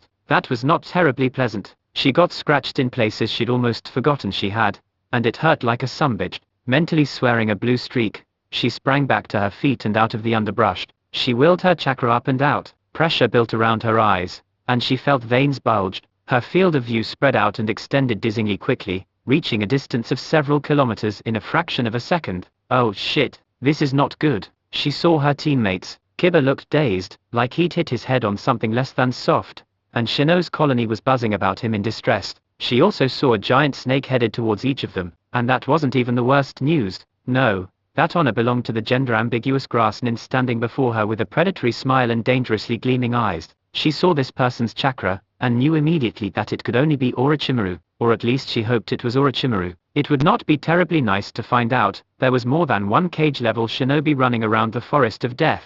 Hello, little girl, the alleged genin said, smiling at Hinata wickedly. It would seem you have been separated from your other teammates. Perhaps I could help you find them. Every word out of that mouth was dripping with perilously saccharine venom, and Hinata unconsciously slid into a combat stance. No thank you, she said. I can already where they've landed. The possible Orochimaru's eyes lit up at this, and it licked its lips. Marvelous, he breathed, and Hinata shuddered at how pleased this voice sounded. She'd forgotten just how indecent Orochimaru could make even the most innocuous statements sound. How wonderful for you, to have already achieved such control over your bloodline limit at such a young age. God, it sounded like he was having an orgasm with every word he spoke, and now Hinata found herself thinking of Orochimaru having sex. Her breakfast very nearly propelled itself back out of her mouth in response to the ensuing mental images. An acidic bile taste befouled the back of her tongue, and her stomach lurched horribly. She gagged and came uncomfortably close to emptying her guts on the forest floor. Thanks for the compliment, she mumbled insincerely, trying hard to take her mind off of those awful thoughts. She took a deep breath, carefully assessing Orochimaru, and trying to decide the best course of action. Shino and Kiba were taking care of their snakes, fortunately enough. The former had engulfed the probable summon in chakra-draining Kakechu, while the latter had tossed his canine familiar a soldier pill and flung himself into the serpent's gaping maw, a whirling dervish tearing through the creature's unprotected esophagus. If nothing else, at least her teammates could take care of themselves. That was good. It was doubtful she would get a chance to help them if things went the way she was starting to dread. I really hope you haven't come here for my body, Hinata said, concentrating the bulk of her attention on the possible Orochimaru before her. Because it isn't really mine to give away, if you understand me. It hasn't been almost 14 years, I believe, the supposed grass ninja chortled in a disturbingly sultry fashion. Hinata shuddered and forced to ignore this. Yes, we all owe our lives to divine providence, do we not? Said the ambiguously gendered individual in a tone which suggested that they found the very notion to be laughably quaint. But it is man's prerogative to forge his own path regardless of heaven's mandates. If we allow ourselves to be held back by childish concepts of morality, then we will never advance beyond what we have now. Your only obligation in the end is to yourself, okay? Now Hinata could say almost certainly that this was Orochimaru, probably.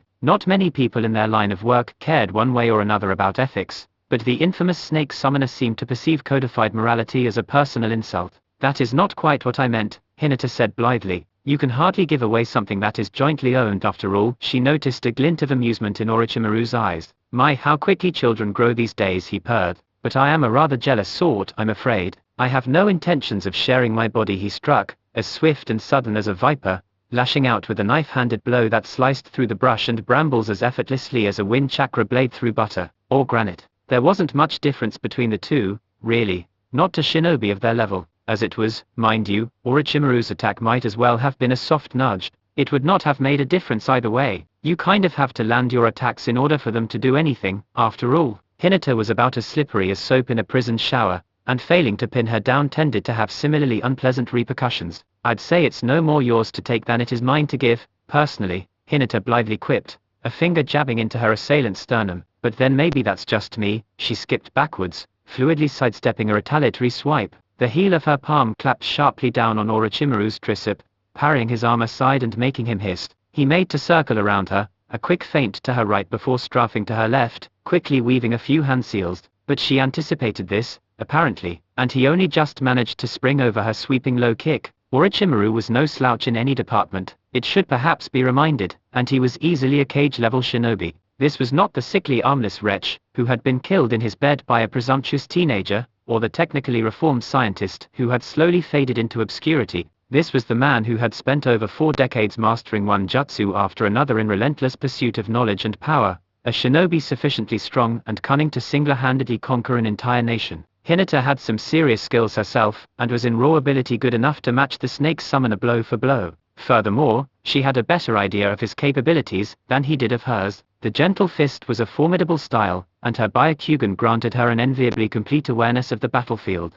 She pressed her advantage and kept in close, striking swiftly and ruthlessly at every opening she could find or create. But as the exchange of blows continued, and the seconds of their fight drew on, it became apparent that Hinata was at an unfortunate disadvantage. Her body was much smaller than it used to be, and did not have the years of physical conditioning she subconsciously expected it to have. Against most enemies this would not have been an issue. Clever chakra manipulation could enhance her speed, reflexes, and striking force to the maximum of her ability, and her 20-some years combat experience would have been sufficient to give her an advantage in most cases. Orochimaru was more experienced though. He was genuinely brilliant and perilously clever. He had been a shinobi for almost twice as long as her, and had fought through far more battles than she had ever seen. The better part of Hinata's career after the Fourth Shinobi War had been rather uneventful, with a few minor, and not so minor, exceptions. While she was not the sort to let discipline languish in motherhood, she had still not been in a serious life or death battle for several years.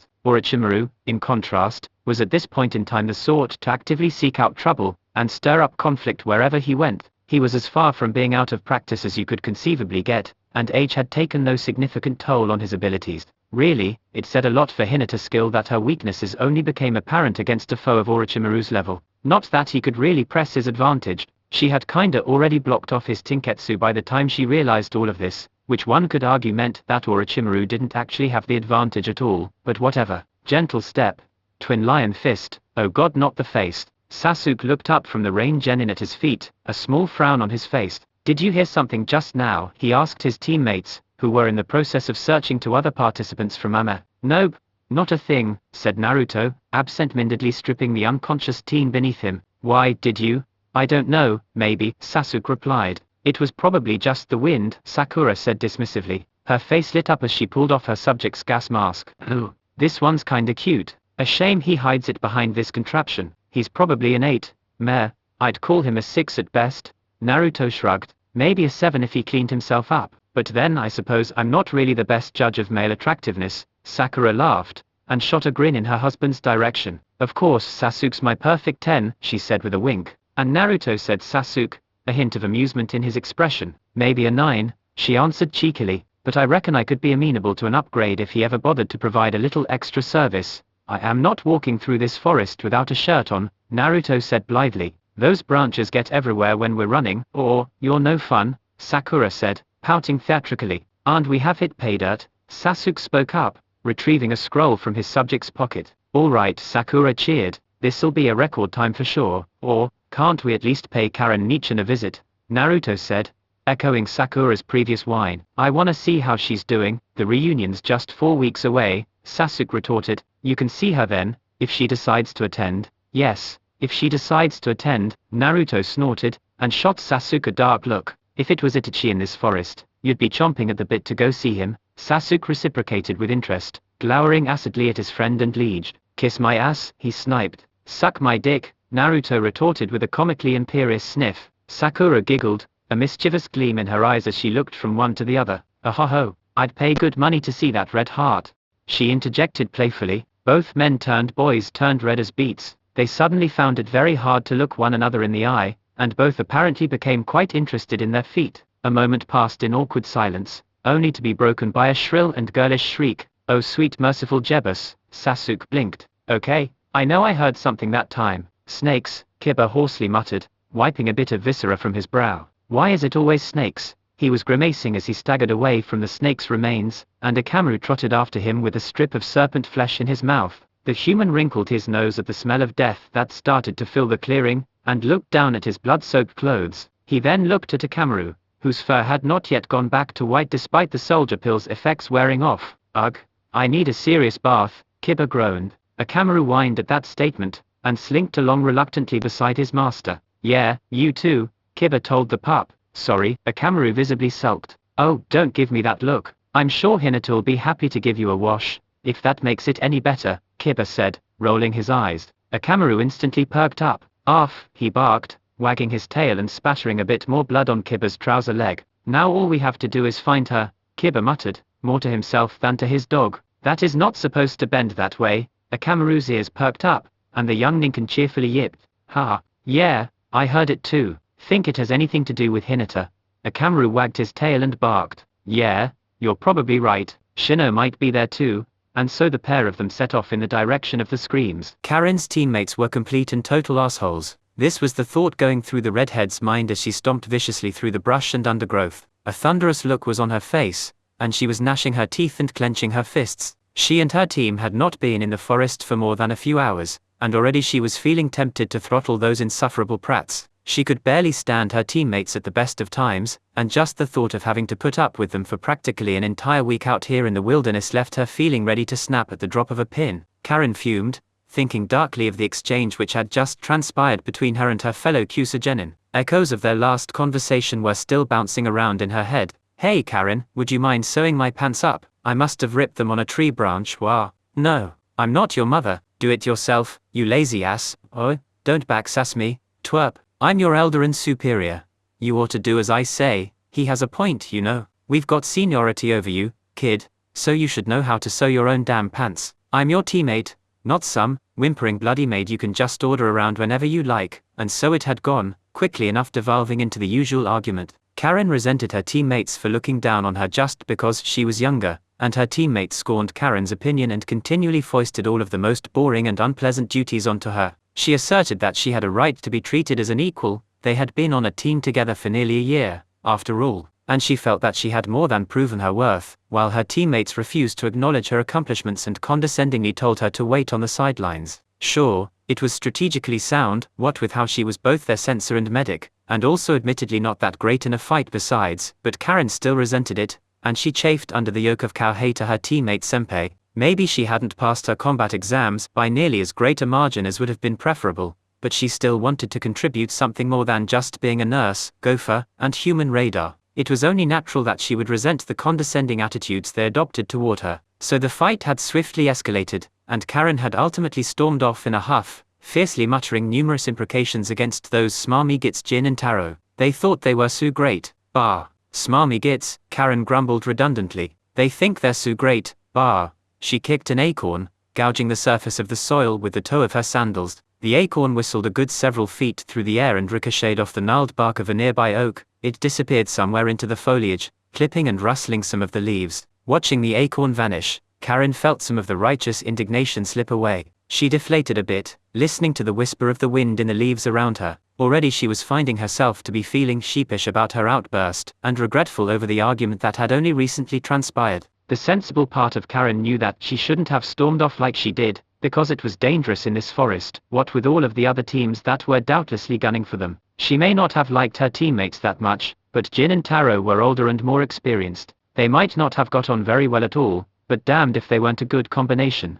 Karen was their eyes and ears, and her teammates were the arms and legs. Without her they were as good as blind, and without them she was as good as defenseless. Shinobi with her affinity for extrasensory techniques or healing were rare. Individuals with a talent for both would naturally be damn near irreplaceable, especially for a small village like the Hidden Grass. Her contributions to the team were invaluable, but there was also no dismissing what those two stubborn oafs did for her. They were excellent meat shields, if nothing else. "This is stupid," Karen muttered, wearily shaking her head. "I should be back with my teammates, helping to track down a weak squad for an easy scroll, not moping about in the middle of a death forest teeming with dangerous beasts and enemy combatants." She spared an uneasy glance at her surroundings, feeling very small beneath the eaves of Training Ground 44. A quiet exhalation escaped her, and she closed her eyes. Kagura Shingen, she thought. It took a noticeable effort to build her chakra, and she felt a tingling spread from the top of her head to the tips of her toes. The technique itself came to her with relative ease, but the range of her perception was somewhat inconsistent, and she still needed to consciously push and hold it. Karen focused, taking several calming breaths as she reached out with her chakra sense. She felt the flickering signatures of her teammates near the edge of her perception. That had to be almost 50 meters. Could she really have wandered that far from them in so little time? She hadn't thought she'd been moving that fast, or for that long. Her temper really did need some serious work if she could stray that far from her team in a fit of pique. That was a worrisome flaw, and could be potentially fatal in a place as unequivocally dangerous as this. Karen shook her head and let her mind's eye close once more. A bead of sweat dripped from her hairline, and she wiped it away absent-mindedly. "Well, at least there don't seem to be any other teams nearby," she mused. "That's good. Hopefully there won't be any nasty surprises waiting for me." Either she hadn't detected any significant chakra signatures with her jutsu, but that didn't mean as much as it might. Humans weren't the only threat in this forest, and sensing animals with techniques like her mind's eye Kagura was a notoriously tricky matter. And while chakra-based traps, such as ones built around seal tags or paper bombs, could be picked up by certain sensory ninjutsu like her own, she had no better chances of picking out tripwires or pitfalls than the next person, especially if they were prepared by hand, which she did not doubt most of the genin here would need to do. Pits hollowed out with jutsu would stand out to her senses for a fair while after they were made, traces of chakra clinging to them like a bad smell, but traps laid through more mundane means would be effectively invisible to her sensory jutsu right from the word go. And these were shinobi training grounds, after all. It was only to be expected that there would be traps laid all over the place. Hopefully most of them would be non-lethal, but with someone like that batty sadist sending them off, Karen felt like it would not be prudent to get her hopes up, especially given the circumstances of this exam. "Just don't die," not exactly a reassuring bit of advice, but those were the words that Anko woman had left them with. Karen was so wrapped up in her thoughts that she didn't notice the boughs and bushes beginning to rustle before her. Survival exercise, that's what this was, and Karen knew exactly what that meant. Everyone in this forest was an enemy. Even other teams from her own village probably wouldn't hesitate to attack her or her teammates if they thought it might be an easy victory. Despite that, however, right now it seemed like the biggest threat to her well-being was Ruoa. The trees shook, and the foliage exploded as a massive, grizzled bulk shoved its way through the brush and brambles, roaring furiously, with patches of darkly red matted fur on its haunches and a foaming slaver dripping from enormous yellowing teeth. A living hill of muscle and sinew stormed into the clearing. It wheeled around, dark and beady eyes falling on Karen's petite form. There was a sense of madness in the way it flattened its ears and bared its fangs, a blind fury incurred by agonizing pain. Hot, reeking breath struck Karen straight in the face, smelling strongly of overripe berries and rotting flesh. Her ears popped. A deafening, bellowing roar rang in her through the forest, shivering her bones and resonating in her chest. It shook her from head to toe, and she kept on shaking even when the roaring stopped, and the beast snapped its jaws shut with a vicious snarl. It was fortunate that Karen hadn't had anything to eat since breakfast, or else she might have soiled herself. Meep. Exit Karen, pursued by Bear. Neji Hyuga was pensive as he led his teammates to the bank of a narrow, black creek he'd spotted winding past the toes of several ancient, hoary elms and oaks. The water was dark in the gloom of the forest's perpetual twilight, but cool to the touch, and clear when cupped in their hands. It was bitter tasting, though not foul or stagnant, and Neji downed his draught with a slight grimace. Lee and Tenton fared a little better against the acerbic taste, and they filled their canteens in anticipation of future need. The latter had a few gallon jugs in one of her storage scrolls. Might Guy may have been an eccentric teacher at the best of times, but he'd taught his pupils to always be prepared, as well as over a dozen spare flasks, and Neji himself had at least 3 redundant canteens on his own person, just in case. A squirrel darted up a tree over on the opposite bank, freezing in place for a moment as though it sensed Team Guy's scrutiny, before skittering frantically over a nearby branch and springing across to another tree. It scurried off into the dark eaves, vanishing from Lee and then Tenten's sight within seconds.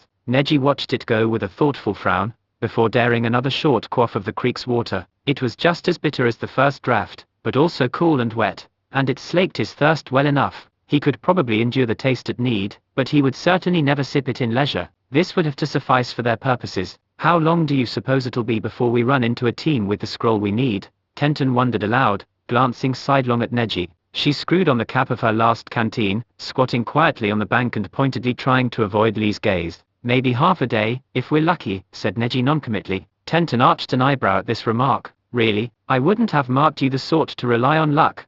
It's not reliance. I'm simply aware of it as a factor I see. Well, whatever you say, Tenten drawled, giving him an wry look. Neji brushed this off and glanced towards Lee, who was filling his own pair of canteens. The green-clad Gaukan apprentice seemed entirely oblivious to his and Tenten's exchange and was humming tunelessly to himself as he screwed the cap back onto his waterskin. Neji felt his lips curl into a seemingly disapproving scowl as he thought about the exam. Did either of you get a good read on any of the other participating teams? He inquired brusquely. I'm sure we can handle most of them, if it comes to that, and by we, he of course mean mostly himself, but I would prefer to avoid taking any unnecessary risks. We should approach every step of these exams with the utmost prudence. Lee and Tenten both looked at Neji, and the Hyruga prodigy crossed his arms over his chest. They didn't say anything at first, and he narrowed his eyes. Well, he impatiently prompted. Tenten gave a shrug. There were a couple squads I thought seemed poorly balanced, but most of them were eliminated in the first stage, she said, but then she paused,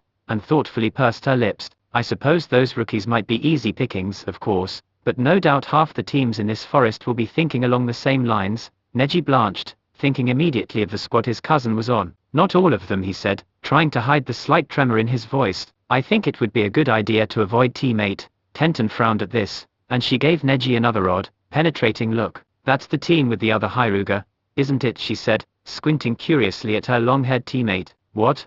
Are you sweet on her or something? In spite of himself, Neji couldn't help making a face at this comment. He felt his cheeks burn, and his gut roiled nauseatingly. Hinata, Lee spoke up, surprising the other two. That's her name, isn't it? I think she's Neji's cousin. Tenten looked away from Neji, and her curiosity apparently overcame whatever awkwardness had recently emerged between her and Lee, because she gave him the same piercingly quizzical look she'd just been giving Neji. How would you know that? She asked him. Lee shrugged. He talks about her sometimes, he said a touch airily, or he used to at least. I do not think he has mentioned her in a while, though. Neji coughed anxiously, aware that he'd been avoiding the subject of his family in general and Hinata in particular, ever since that little incident after her academy graduation. Tenten blushed, though, and stared down at the creek with a carefully neutral expression. Oh, I guess I must not have been paying attention, she said a touch lamely. Lee eyed her curiously at this admission, but he apparently didn't read anything much into it as he only stared for a couple of seconds, before shrugging and turning his attention back to Neji. Well, I am not certain about Team 8 or 10, but I imagine Team 7 would provide us a challenging fight. Their teacher is Guy-sensei's eternal rival, after all. Oh, so the copy ninja's taken on a genin team, has he? Tenten remarked, perking up. That does sound interesting. And Team 7? That's the one with the last Uchiha on it, isn't it? I hear he was ranked top of his year. That's hardly a surprise, said Neji imperiously. The Uchiha were a clan of the highest elite, nearly on par with even the Hyuga. It is only natural that their last loyal scion should prove a shinobi of exceptional skill. Yes, Sasuke Uchiha's reputation certainly precedes him, Lee commented. But I have heard that his teammates are also proving to be extraordinarily skilled. Who are they, again? Tenten wondered, frowning thoughtfully. Anyone we know. Naruto Uzumaki is one of them, Neji lowly muttered. I remember that name, at least. He has been spending a lot of time with Hinata, lately. He frowned, then, absent-mindedly wondering why he had the feeling that the name Uzumaki should have been known to him for another reason. Naruto? Seriously? Tenten murmured, eyes widening a hint comically. I'd have marked that twerp for a dropout. He's the one who tried to take an early graduation exam when he couldn't even muster a decent clone jutsu, right? The same brat the adults were all in an uproar over a couple months back. Do you mean when the Hokage faces were graffitied? Lee said, looking at Tenten. Was that him? It must have been, Neji said. I can't think of anyone else in the village with a name as ridiculous as Naruto man. To think they'd stick a troublemaker like that on a team with the last Uchiha, Tenten mused wryly. Sounds like a real volatile combination, don't you think? I am not sure of that. They actually seem to get along famously, was Lee's reply. He, Sasuke, and Sakura-san are all very close. From what I have seen, he cocked his head to one side. I should have thought they had been friends from the womb, for how companionably they talked to each other. It was like every other sentence out of their mouths was an inside joke between the three of them. Kakashi must be an exceptional teacher to have impressed the importance of team cohesion on them so quickly, Neji mused. Yeah, Tenten agreed. I know some older teams that could use some refreshers on that topic. Neji frowned, noticing the look she gave him at this remark. It was not accusing or reproving, but he certainly got the impression that she felt he could afford to try more actively to get along with Lee. I'm sure I haven't the slightest idea what you mean, he said loftily. Tenten rolled her eyes, but she didn't say anything else. For a moment, Team Guy was silent as they finished packing up their gathered supplies. Tenten sealed her jugs and flasks into a couple of general-purpose scrolls, and Neji adjusted the canteens on his person so they wouldn't jostle or bump noisily. Lee perked up, suddenly, just as they were prepared to depart. We shouldn't stay in one place for too long, Neji had said, and Tenten had silently agreed, and he glanced curiously up and down the tiny creek, which trickled and burbled through the massive, primeval forest. Did you hear that? He asked them, looking suddenly anxious. Hear what? Tenten said, frowning at him. All I hear are the creek, and the leaves rustling. Ruoa. A bellowing roar echoed through the woods, distant and faint, but still undeniably audible. Shortly after that could be heard a shrill, girlish voice screaming a number of colorful invectives. Neji blinked. Tenten blushed. Oh, she said sheepishly. That Lee frowned, and stared in the direction of the sounds. His brow knitted so tightly that his eyebrows were nearly a single continuous V of glossy black hair. It sounds like someone's in trouble, he commented. Neji sighed and resisted the urge, rolled his eyes. Of course it does, he muttered. Sasuke. Sasuke looked up from what he had been doing and glanced curiously at his teammate. Naruto looked strangely tense. Yeah, Naruto, he asked, subtly cautious. They were nearly at the tower in the center of the forest now, and it would not do at all for them to get sidetracked by his friend's occasionally mercurial temperament. Naruto twitched. His fingers flexed, curling halfway into a fist before hesitantly pulling back and relaxing. His expression appeared strained, a conflicted twisting and contorting of the blonde's features that would have been rather comical under other circumstances. Hinata trusts me, right? Sasuke frowned. Yes, she does, he said slowly, unsure what this was about. She respects my opinion, and accepts that I only want what's best for her. Sasuke nodded carefully. She does, yeah, he said. To hear her talk, you'd almost think she believed you had the sun shining out of your every orifice. Hinata had a very high opinion of her husband, and she expects me to respect her in return, right? Naruto said. To not throw a fuss and come storming in every time she stubs her toe. To trust her to be able to take care of herself when she has to. Sasuke rolled his eyes. You've been married how long? He said rhetorically. I think you know what she can and can't handle. Naruto the blonde smiled weakly, the expression obviously forced, and he nodded. Yeah, that's right. She can take care of herself, he said. Naruto twitched again, and his fingers curled once more into fists. They did not relax this time. Sasuke shot Naruto a concerned look. Are you okay? He asked. If something's happened. Naruto laughed shrilly. Oh, it's nothing. I'm fine, he declared. It's not like my wife is fighting Orochimaru on her own, or anything. His voice cracked as he said this last bit, his pitch rising by nearly a full octave. Sasuke blinked at the killing intent rolling off of his friend. It was erratic, like he was fighting the urge to run right over and crush Orochimaru like an insect. Naruto was obviously trying very hard to suppress it. Sasuke couldn't help but notice, however, and even Sakura looked up from the scroll she'd been lazily toying with to glance curiously at the two boys. Neither of them seemed terribly concerned though. If she was in any serious danger, you wouldn't be standing here talking to me, Sasuke coolly reasoned, giving Naruto a shrewd look. There'd be a cloud of dust next to me, and a straight line of leveled forest leading from here to wherever Hinata is. Since you haven't run off to her rescue, I dare say she's handling herself just fine. Naruto glowered. I still can't help worrying, you know, he grumbled. We hadn't been expecting that old snake in the grass to go after her. If I'd known this might happen, I would have put him on ice the second I first felt his chakra. Sakura laughed, and patted him reassuringly on the arm. You wouldn't have, she said confidently. We both know you're not a killer, Naruto. At most, you would have beaten him within an inch of his life before turning him over to the Anbu, like what you did the last 3 times someone was stupid enough to target your wife. Naruto twitched. Those were just the people who tried to kidnap her, he replied. He turned and gave Sasuke and Sakura an almost frightening look. The assassins never had enough of a body left behind to warrant formal investigation. Once I got through with them. Naruto's sake flared so intensely as he said this that a small family of birds, several squirrels, and one nearby lounging tiger fell to the ground all at once, twitching and frothing at the mouth, simultaneous heart attacks. Sakura merely raised a single eyebrow, and Sasuke waved his hand dismissively. Neither of them so much as flinched. "Is that how it works?" said the pinkette, eyeing Naruto skeptically. "Are you sure? Because I'm pretty sure that's not how it's supposed to work." "He's Hokage," Sasuke said, as though this explained everything. "I'd be more surprised if he hadn't been covering up any deaths. I'd probably have done the same thing in his place." Naruto nodded emphatically. "And I know for a fact what you did to that one guy who tried to poison Sasuke in his sleep," he added, piercing Sakura with a gimlet eye. "I'm sure your students learned all kind of things about high-velocity impacts from studying his remains, but that really is the sort of thing you should clear with me or Shikamaru first." Sakura at least had the decency to blush. Sasuke just looked relieved that Naruto had moved on from fretting over Hinata, as if she couldn't take care of herself just fine. Briefly, Orochimaru wondered where it was,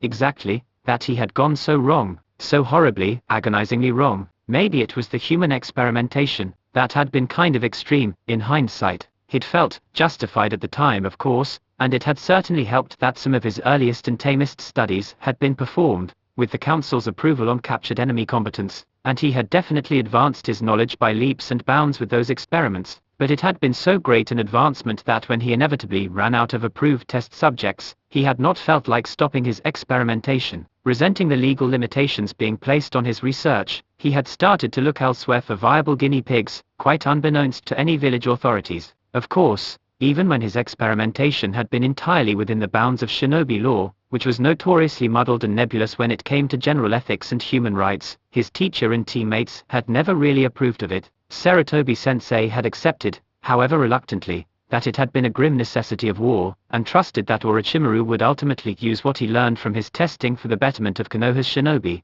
but he had not been happy about it, and to be fair, this had honestly been Orochimaru's intention, at least at first. Even if he had focused most heavily, even then, on the enrichment and augmentation of one shinobi himself in particular, it still had initially been done for the sake of adding to the Leaf's knowledge and military strength. But somewhere along the line it seemed he'd gotten a bit full of himself and decided that he, Orochimaru, was the person singularly most deserving to make use of what he had learned from his experiments. It probably didn't help that he'd been working so closely with Danzo Shimura and the Foundation at the time. Certainly Danzo was a brilliant, effective military leader and tactician, but even at his best he tended to be a bit short-sighted, as well as far too chauvinistic to ever accept anything less than total submission to the Hidden Leaf's sovereignty from the other nations and hidden villages. That probably should have been a warning sign, really. Not to say that Danzo was a raving megalomaniac, or anything of the sort. The man was fervently dedicated to Konoha's safety and prosperity, even if at times he seemed to border on insubordination towards his old friend, Hiruzen. Danzo was a die-hard patriot,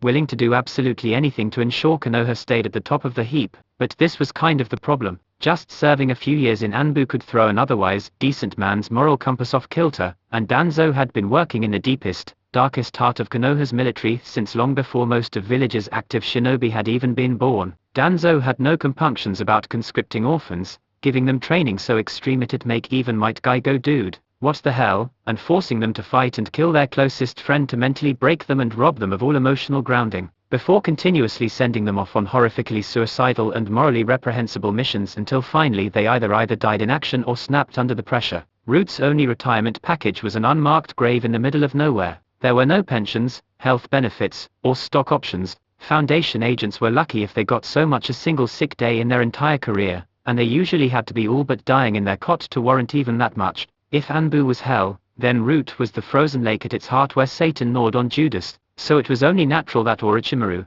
having spent so much time in his youth studying under Danzo, nearly as much as he'd studied under Sarutobi-sensei, in fact, would ultimately crawl back out from under that particular rock with a frost-bitten tongue and breath that reeked of treachery. The company one kept said a lot about their character, and when even Danzo Shimura would be considered perfectly in the right to have someone secretly assassinated, you would know that they had well and truly fucked up. Maybe Orochimaru should have thought twice about turning his back on the village. It wasn't like he really wanted to destroy Konoha, after all. Whatever else he might say, it had truly been his home, once, but he'd been chased out, exiled once the full extent of his experimentations had been uncovered, if only because they'd not been able to hold him down long enough for an execution. And of course there were the plots, the conspiracies, the betrayals and lies. He'd worked with Akatsuki of all people, and in that time likely figured out more about their true objectives than even the nominal leader knew, and he probably still would have been in the organization if he hadn't jumped the gun on trying to Get a hold of Itachi's priceless Sharingan eyes.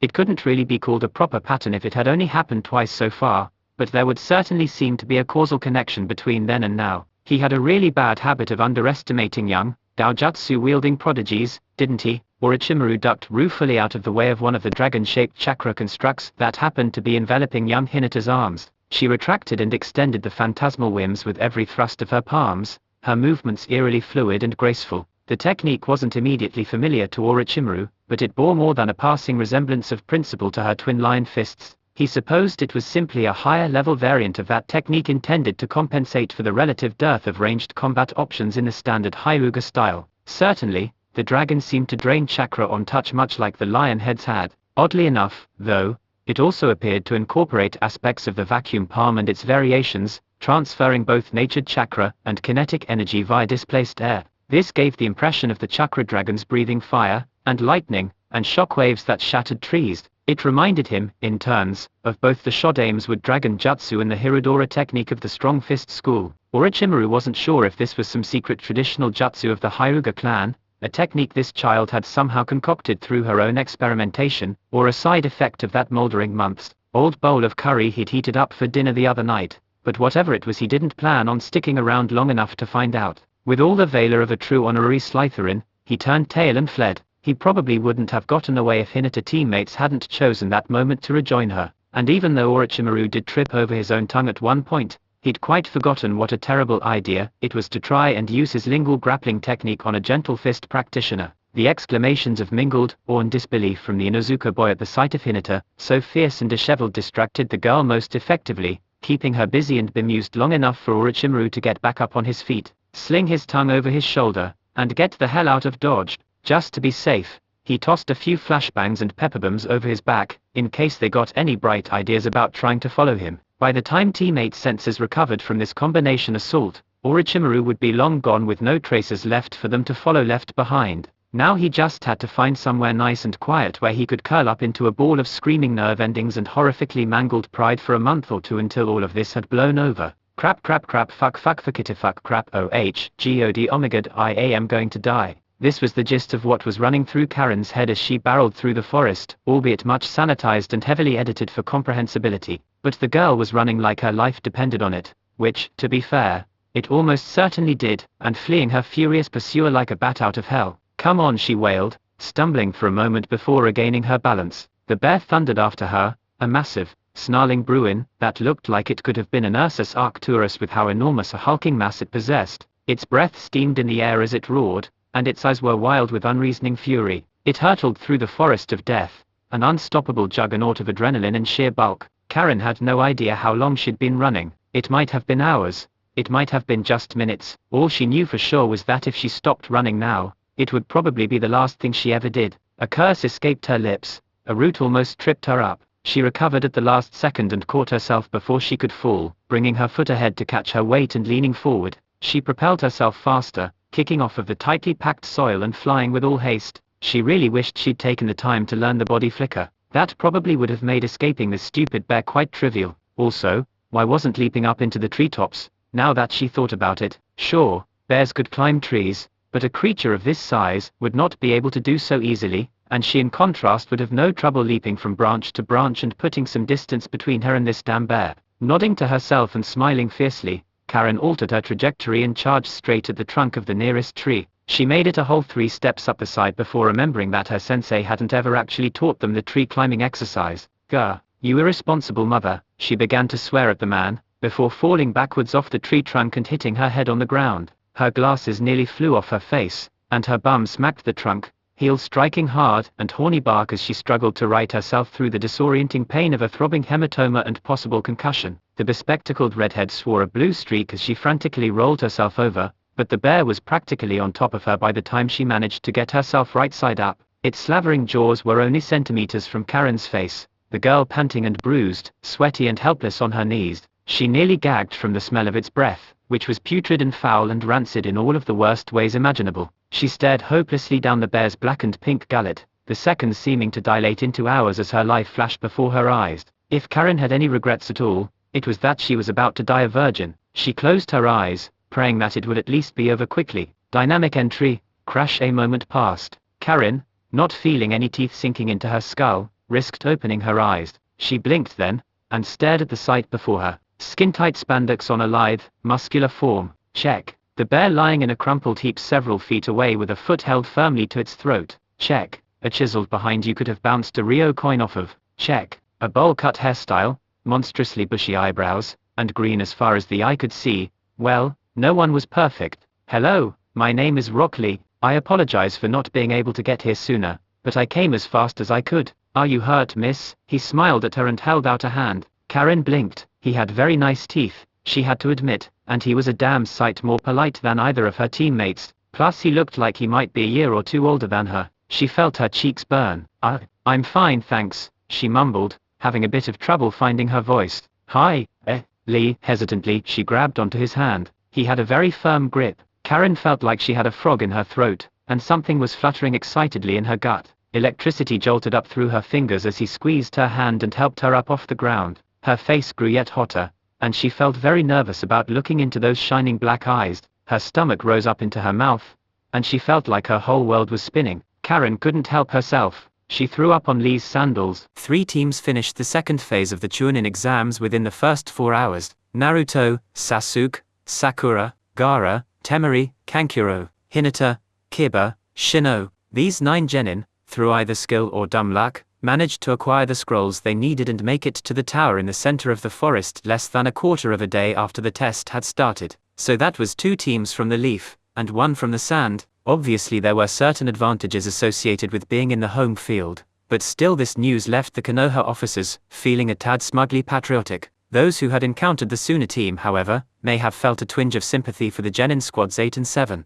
These 6 leaf rookies would need to spend the next 4.5 days in relatively close quarters with the Hidden Sands contestants, and none of those 3 young foreigners seemed terribly friendly. But that aside, there was another slight hitch in the plans for the second phase. This stage of the exams was set to last 5 days, and no one had really expected any of the contestants to pass so soon. This left the exam proctors with a headache and a half. Genma Shiranu glowered at a younger, mousy-haired Chunin, flicking an irritable sidelong glance at one of the gates in the fence surrounding Training Ground 44. What do you mean the quarters aren't ready yet? He drawled, chewing on a senbon. Those preparations were supposed to have been finished before the exam even started. He gave the young man a piercing look, causing him to gulp nervously. Well, Satoshi said he was on that, the feckless assistant mumbled, but then I guess he got called out on a patrol mission, and I think he'd asked Kasumi to do something about it for him. But then her grandmother got sick, so she asked Aoba, but he was busy in T&I, so he shunted it off onto Shinji, and he asked Akane-chan to cover him when an important assignment came up, and well, Genma crossed his arms over his chest. Let me guess, he drawled. Then she wasn't able to do it either, so she asked someone else. Right, the lad gulped. Why yes, said Genma, sir. Takeshi and Sound were in charge of it after that, and I guess it must have just slipped their minds. Genma shook his head, exasperated. I see, he sighed. Kid, I'ma ask you a dumb question, and I hope you answer it honestly. This is important, okay? I don't want you lying to me, because then we would have a problem. He narrowed his eyes, leaning forward an inch or two. And I don't want us to have a problem. Capis, the mousy-head ninja paled at the glint of steel in his senior's eyes, and he nodded frantically. Why yes, sir, of course, he squeaked. Genma took in a slow breath, and shook his head ponderously, peering once more askance at the forest of death beyond the fence, an area which was presently off limits to effectively everyone but the exam participants. If you knew these preparations weren't being completed, he drawled, pinning the lad to the spot with a gimlet eye. And don't try to say that you didn't, he added in a warning tone. But, if you knew that these people weren't getting their assigned tasks done, then why didn't you do anything to make sure it got done? The young Chunin went a bright shade of pink, and he nervously averted his eyes. It wasn't my job, so he managed to squeak out, clearly abashed. Genma pinched the bridge of his nose. Oh, for the love of, he shook his head with lancifering sigh. No, of course it wasn't. He dismissed the assistant with a wave of his hand, turning to glare daggers at the forest. Genma Shiranu hated the Chunin exams. He really, truly did. It was just embarrassing how terrible most shinobi were at planning proper events. They just couldn't seem to wrap their heads around using their brains for anything that wasn't a mission. It was like trying to herd cats, or getting Academy first years to do a serious production of Romeo and Juliet. Most shinobi were just completely hopeless when it came to this sort of thing. Raids were no problem, sting operations were easy as pie, covert ops and assassination were their bread and butter. But the Chunin exams, Those never failed to get even the cleverest of ninja running around like chickens with their heads cut off. Places for visiting shinobi needed to be arranged, resources set aside for the preparation and execution of the various tests, and the Undertaker squad was still miffed about the forest of death being locked down while the second stage of the exam was on, and reams upon reams of paperwork to sign, file, notarize, etc. It was enough to make Genma's head spin, and that wasn't even getting started on all the manpower that needed to be diverted from missions in order to prep and proctor the separate tests and up patrols within the village. It was a logistical nightmare, even if local businesses tended to do quite well with all of the foreign visitors looking for places to eat or buy extra supplies. Hell, it was worse than the Olympics. At least those didn't involve hordes of superpowered pubescent idiot savants and autistic little psycho killers running helter-skelter through the heart of a national military power center. Genma fiddled with the acupuncture needle in his mouth, a nervous tick that betrayed his frustration. These exams are gonna be a total pain in my ass. I just know it, he grumbled peevishly, after a moment of staring at the sign hanging over the gate in the chain-link fence, a sign labeled with the numeric designation of these particular training grounds. He shook his head and turned to leave. Whatever, he said mulishly, it ain't my problem. Anko and her lackeys can deal with it. He vanished in a swirl of leaves. With a sound like the wind, Anko barely managed to cover her mouth in time to keep from sneezing all over her plate of dango. "Ah well," she sniffed, wiping her nose on the back of her sleeve. "Someone must be talking about me, probably one of my many admirers." She grinned and snorted noisily, flicking a bit of mucus off of her finger and into her guest's tea. Ibiki stared balefully at the off-yellow chunk of, nasal debris now drifting in his chamomile. "I can't imagine why," he said dryly, looking Anko squarely in the eye. She laughed. "Sure you can't," she said, puffing out her fishnet-clad chest and winking, "but loads of guys are real sweet on me. Reckon it's my winning personality that does it. That of course, and my brilliant mind." Anko popped a trio of sweet dumplings off of their stick and into her mouth, chewing for a second before taking a swig of her own tea. She gulped the mess down with a sigh, grinning toothily before plucking up another used dango stick and tossing it over her shoulder without even looking. The dozen or so skewers she had already embedded in the wall looked like the beginnings of a leaf symbol. Ibiki spared an unamused look for the callow display, before he turned back to Anko with a snort. "Yes, I'm sure that's it exactly," he drawled, sparing a disinterested glance for the seemingly transparent form-fitting mesh which comprised most of his friend and colleague's outfit. He wrinkled his nose when he saw Anko smirk and languidly stretch, slyly catching his eyes below her neckline and leaning forward over the table. "Like what you see," she teased, batting an eyelash in a theatrically exaggerated wink. Ibiki chortled despite himself, rolling his eyes and dumping his ruined tea over the side. "I've seen better," he replied dismissively, effortlessly meeting his friend's eye. Anko let out a most unladylike guffaw. "As have I, I'm sure," she chortled, looking him playfully up and down. "You aren't exactly a looker yourself, Ibiki, yet I dare say I'm still a damn sight handsomer than half those punks in the exams," he wryly rejoined. "I dunno.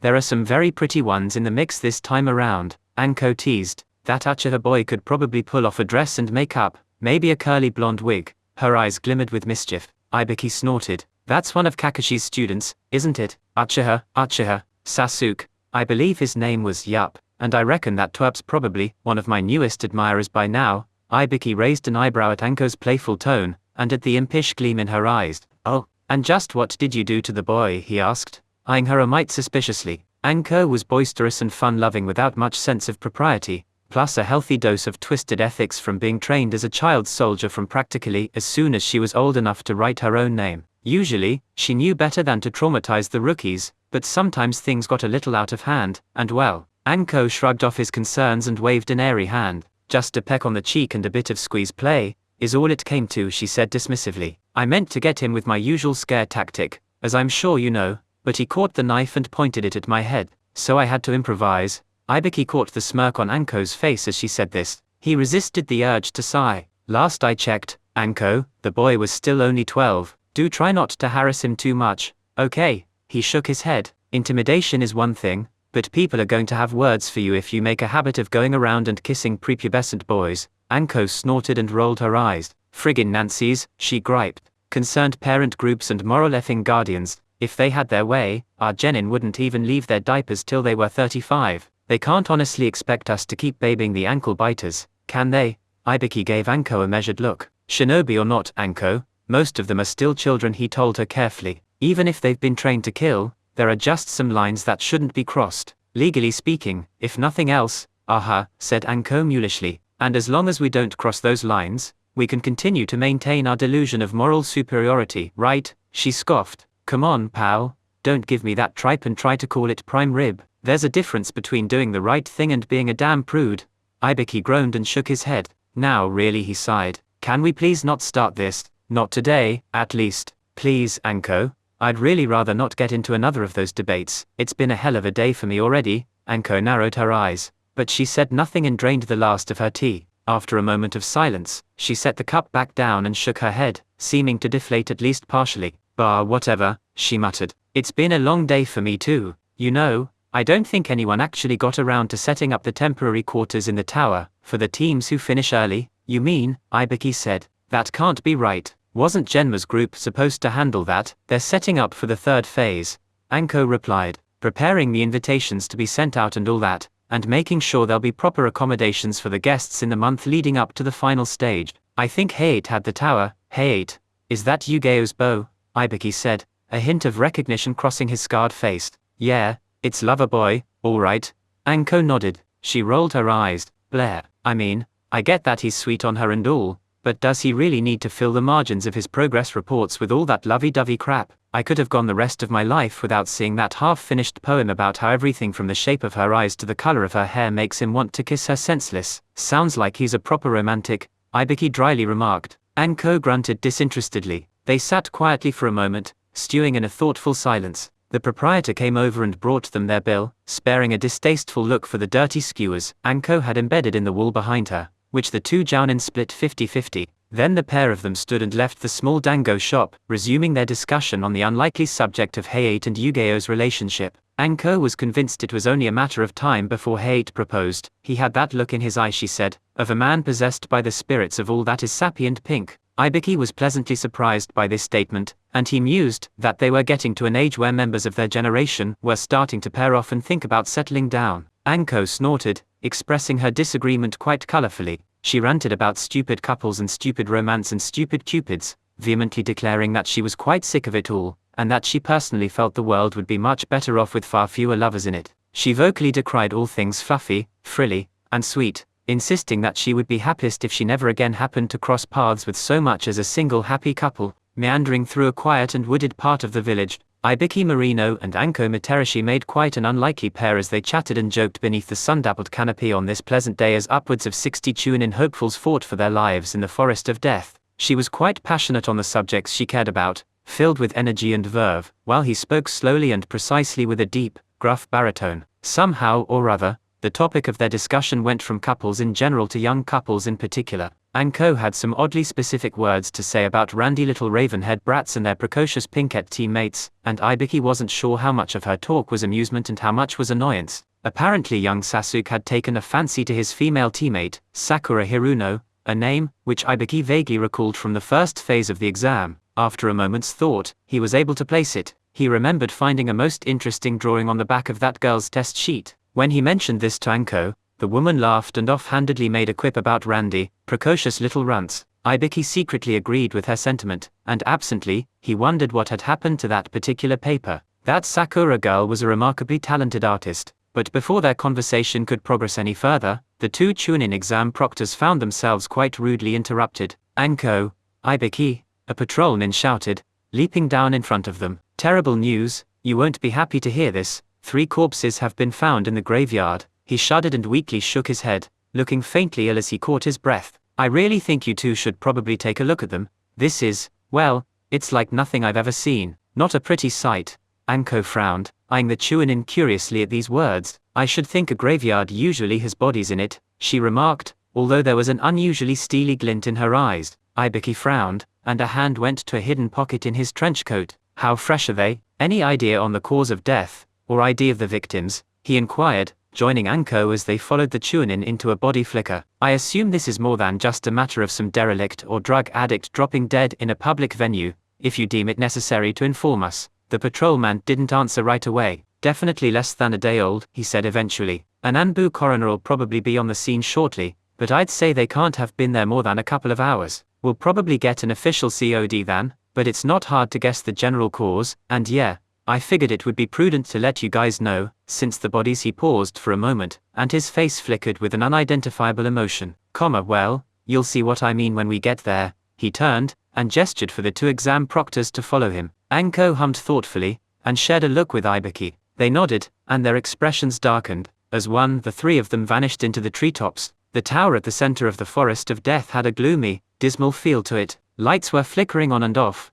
the hum of a sputtering, inadequately maintained generator somewhere in the basement level resounding through the painfully silent structure. Seal tags and talismans of nearly forgotten purpose were slapped at seemingly random intervals on the walls and pillars, which were cracked and stained from years of alternate use and disuse. It had an atmosphere of isolation, a sense of being cut off from the rest of the world. This tower was located at the heart of the single most wild and savage area in the vast, sprawling woods, for which this part of Hi no Kuni was famously known, and was not often in use. Typically it was just a rest stop for the higher-ranked shinobi, who actually used Training Ground 44 for training. With so few people in it, naturally the tower felt empty, and the silence was nearly oppressive. This eerie tranquility seemed sacrosanct in a way, as though to break the quietude of this place would be taboo, and would result in a dire retribution being visited upon their heads if they dared to speak, or otherwise make any noise of any kind. So of course Naruto had no problem loudly and cheerfully greeting a certain Suna Jinchuriki. "Yo, Gaara, how's it hanging?"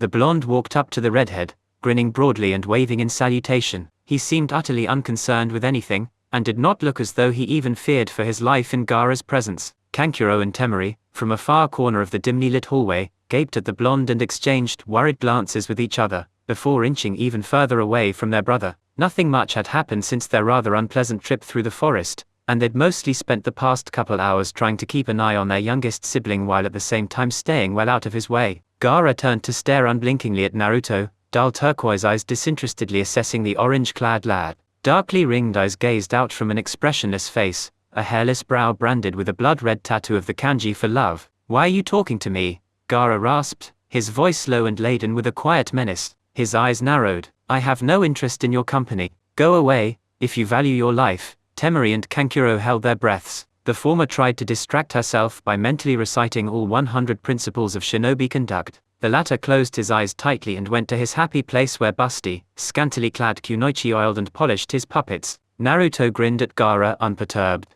"'Cause I feel like it," he said bluntly in response to the question. He scratched the back of his neck, then, letting out a laugh, "And while I do like living, I reckon I don't have anything much to fear from you, haha." "No offense of course," Gaara crossed his arms. HMPH. "You must be as foolish as you look," he said. "Yes, so I've been told." Naruto laughed. "And you look like a violent street punk, but appearances can be deceiving, can't they?" The blonde's eyes twinkled, and he took a small step towards Gaara. Despite everything logic told him, in spite of all past experience and present assessments of the boy before him, Gaara found himself reflexively, automatically taking a step back almost as soon as Naruto advanced. His heartbeat quickened for a fraction of a second, and he felt a thrill of something he dimly supposed might be fear. The smile hadn't left Naruto's face, but in that moment the air felt unbearably thick between them, and a massive weight bore down on Gaara's head. He found himself unable to meet Naruto's gaze, bowing his head to look at the other boy's toes. Temari gaped at the sight before her. It was utterly inexplicable. Had she not known better, she might have thought that thus Loudmouth had somehow cowed her youngest brother, but that was impossible, wasn't it? She shook her head, deciding that she must simply be imagining things, and sharply elbowed Kankuro in the ribs. Her middle brother had a rather dopey expression on his face. Doubtless he had gotten a little bit too wrapped up in his happy place. Kankuro gave a strangled yelp, and shot Temari a dirty look. She gave him a stern glare in return, and he sheepishly folded without another word. They moved further away from Gaara, turning their backs and tiptoeing down the hall, figuring that whatever should happen next, it would be useful for them to be able to claim plausible deniability. "Perhaps they can," Gaara muttered at length after several seconds of silence had passed. He still found himself inexplicably incapable of meeting Naruto's gaze, and his lips twitched infinitesimally downward at the corners, curling minutely into something not unlike a frown. With some effort, he hardened his gaze and raised his eyes to look Naruto straight on. There was something deep to those eyes, he realized. They gleamed with a soft light, a warm and gentle compassion like he had seen in Uncle Yoshimaru's eyes. They were kind yet firm, caring and forgiving, blank and lifeless, frozen in terror and hate, glaring sightlessly at him from the shadows of memory and fear in the darkest corners of his mind, always staring, always piercing, always judging, always and forever. That stare would be burned indelibly into his mind, into his dry and shriveled heart. It burned him, it froze him, he could not bear that gaze, but it would not be averted for anything. Not until he had paid for the sin that was his very existence, not unless he assuaged his mother's hate, quenched her parched and cracked lips with warm, sweet, worthy blood. Gaara felt an urge to shudder, but he suppressed it. His hands were trembling however. "You're lonely aren't you?" Naruto whispered insightfully, his stare piercing. He nodded. "Yeah, I know you are. I can see it in your eyes, they're just like mine used to be," the blonde whispered, and for a moment Gaara could not help but see his uncle. Sand hissed and rattled in his gourd, the cork threatening to pop, to flood and bury the hall in an gerblet. "Believe me, man," Naruto continued, as though oblivious to the danger he was in. "I know where you're coming from. I know those feels so hard. It hurts worse than anything else, doesn't it? It gets you right here, right in the goddamn Kokoro, when everyone refuses to acknowledge your existence. Well, that just plain sucks ass, doesn't it?" Something in Gaara snapped at these words. His eyes flashed, and he saw nothing but red. Sand erupted from his gourd, crashing into the walls and cascading down the hall in a thunderous cacophony of motion. "Don't talk like you understand," he roared with all the venom and bile of an angsty teenager, his voice cracking and going hoarse from the sheer volume of his shout. "You don't know me, no one understands my pain. Just shut up and die." In the blink of an eye, Gaara's sand filled the hallway before him from floor to ceiling. Walls groaned under the strain, bending outwards and threatening almost to buckle. Gaara twitched psychotically, growling and snarling. There was no way the blonde could have escaped that, he told himself. Naruto was, beyond any shadow of a doubt, surely buried in the heart of this flood. Looking absolutely livid, Gaara held out his hand and savagely curled it into a fist. With a sound like a thunderclap, the hall imploded. Enough sand to bury a full platoon of shinobi collapsed into a singular point, a perfect sphere of no greater than half a meter in diameter. Not a single grain littered the floor, every ounce of his resources committed into this surefire killing blow. There was no way the blonde could have survived that. Letting out a breath he hadn't realized he'd been holding, Gaara let his arm fall, and the spherical coffin of imploded sands collapsed. For a moment, he felt almost relieved, a rare catharsis that came with his most satisfying kills. Then a finger tapped him on the shoulder. "Hey, what's up, Gaara?" came Naruto's cheeky voice. "You see a fly on my shoulder, or something?" That was some serious overkill just to swat a bug. Gaara blinked. It took all of his willpower to fight the urge to cry tears of rage. Sakura was glowing with contentment as she and Sasuke slumped to the floor, sweaty and panting and flush with exertion. They were fully clothed and not at all disheveled, but there was nonetheless an unmistakable air satisfaction about them. Sasuke's Sharingan was extinguished, silver, sable, and scarlet orbs having dimmed into a uniform, unpatterned black. He was smiling gently, his chest rising and falling with pleasantly labored breaths as he gazed at his wife with a soft and subtly passionate intensity. His face was ruddy, brow glistening with sweat as though he had just run a marathon. Sakura was beaming radiantly, smiling wide and humming a tuneless melody to herself as she reclined against her husband. She nestled her chin into the crook of his neck, lazily inhaling the fragrance of his sweat, the musky perfume of Sasuke. His arm was wrapped loosely around her waist, and she was idly caressing his knee. "That was magnificent," she purred, melting blissfully into his tender embrace. A giggle escaped her. "Tsukuyomi is just as useful as I remember." Sasuke nodded absent-mindedly, bathing in the afterglow of illusionary, bonding between him and his wife. "I can't believe I'd forgotten about that particular application," he admitted, lazily rubbing a hand up and down Sakura's waist. "Well, now we were pretty distracted," Sakura said defensively, "what with everything that was going on."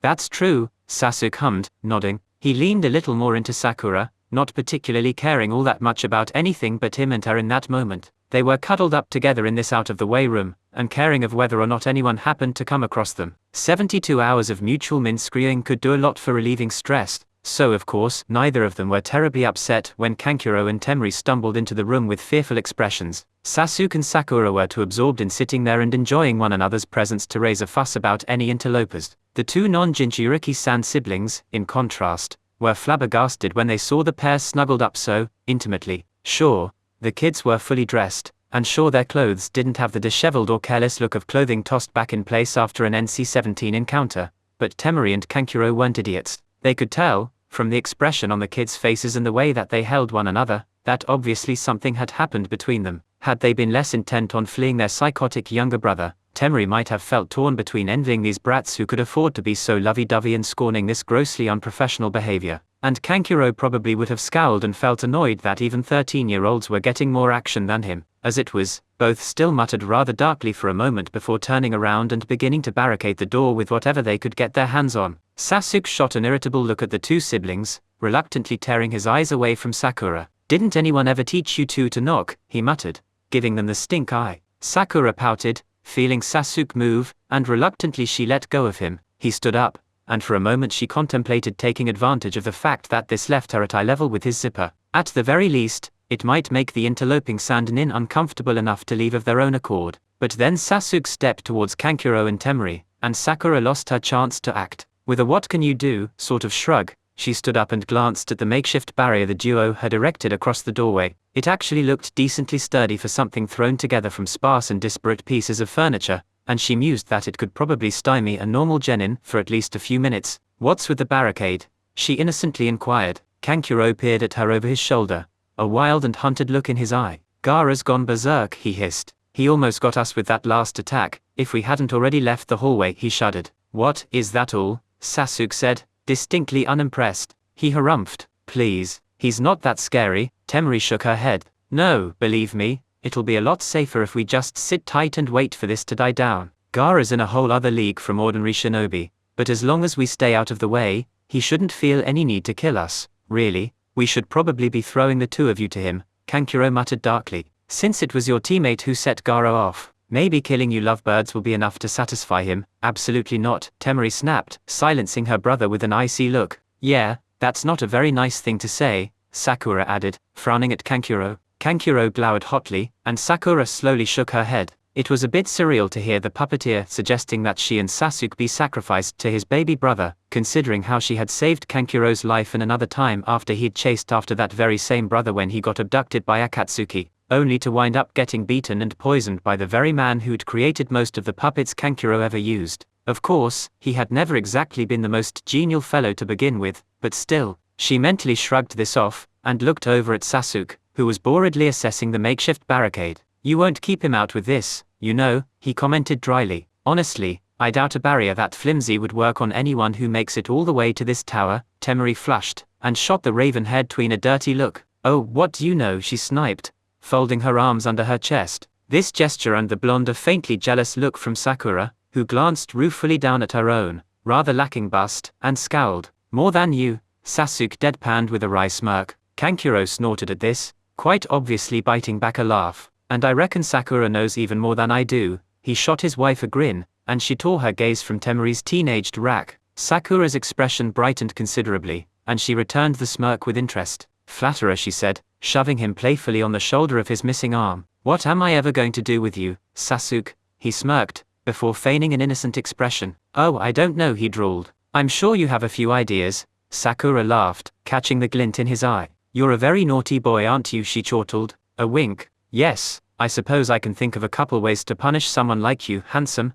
Kankuro gagged exaggeratedly. "Ugh, get a room, you two," he groaned. "That's just disgusting." Temari looked like she dearly wished to nod in agreement, but then she suddenly whipped her head around to stare at the barricaded door. Frowning and narrowing her eyes, she raised a finger to her lips and hissed at the other three, before pointing to her ear and then at the door. The sound of footsteps soon became audible, and all four current occupants of that room went silent. Sasuke and Sakura were trading bemused looks, and Kankuro had gone deathly pale beneath his war paint. Tap, tap, tap. The footsteps came closer, growing louder and clearer the nearer they walked. Sandals clapped on the tile floor, their owner, or more likely owners, judging by the frequency and timing of steps, making no attempt to move silently or disguise their presence. Sasuke pursed his lips, listening carefully. He held up his hand and raised two fingers, looking at Sakura and arching an eyebrow as if to silently ask for her opinion. The pinkette frowned and nodded for a moment, before pausing. Her eyes narrowed, and then she shook her head,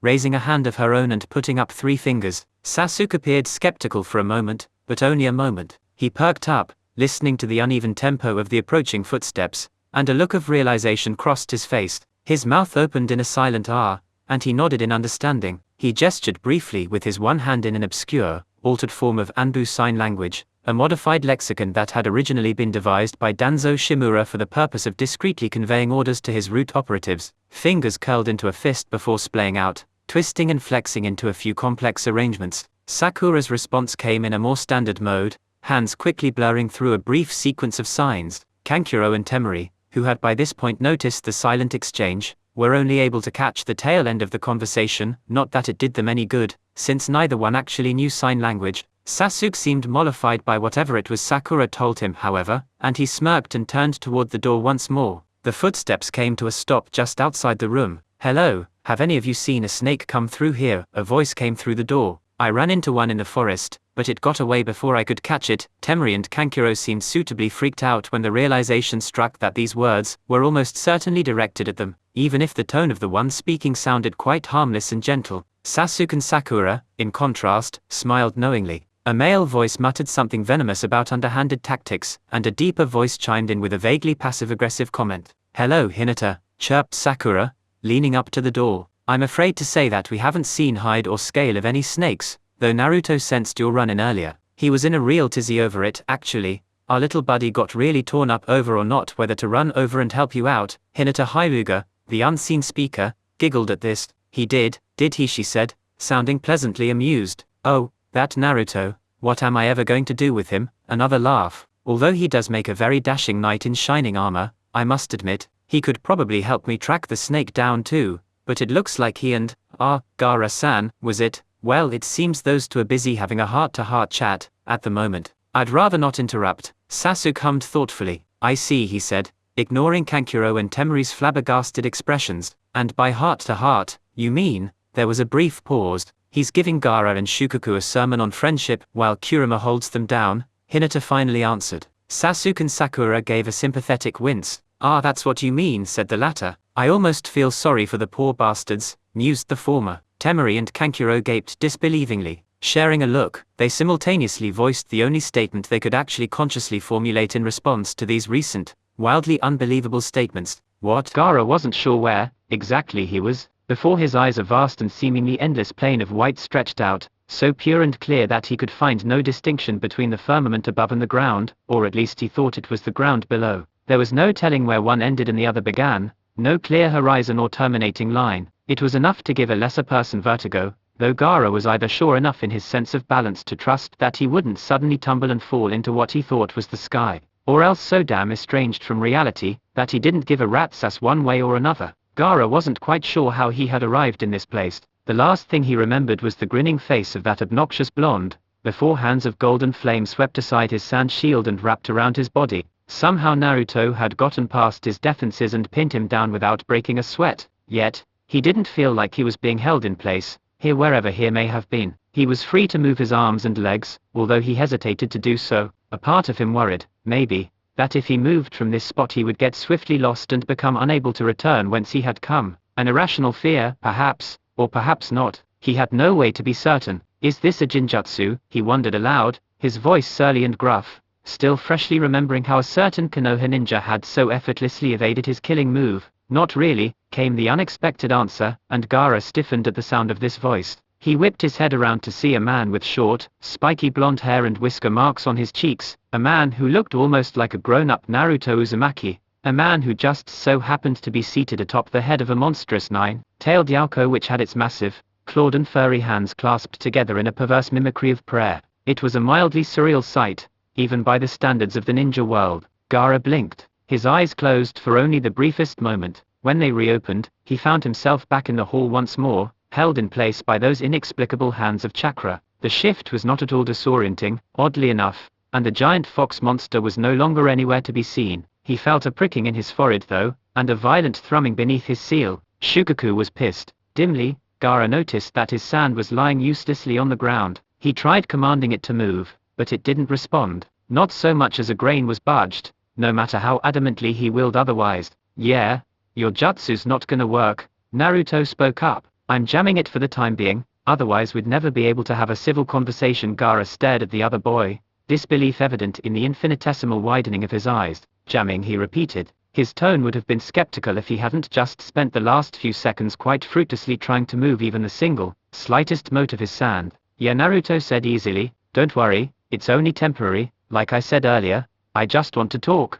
"That would be kind of difficult to do with you trying to kill me." Gaara's expression darkened. "I have no interest in talking," he growled. "Well, that's just fine." Naruto waved a hand airily. "All I really need for you to do is sit there and hear me out, and I'm sure you can do at least that much." A stony face was his only response. The blonde smiled coolly undeterred, and continued on. "See now, I know you've been having a hard time of things, Gaara," he said, meeting the redhead's eyes. I get where you're coming from. I know what it's like when people refuse to acknowledge your existence. Believe me, I've been there, done that, and bought that t-shirt. It's painful, and it can be so hard to make sense of things. Feeling like you don't have any reason to exist, he trailed off, staring grimly into the middle distance. Gaara stared blankly at Naruto, apparently determined not to betray any emotion on his face. One of his fingers twitched, as though reflexively trying once more to command his sand, but otherwise he did nothing. Well, nothing good ever comes out of that kind of thinking. People will gladly do any number stupid,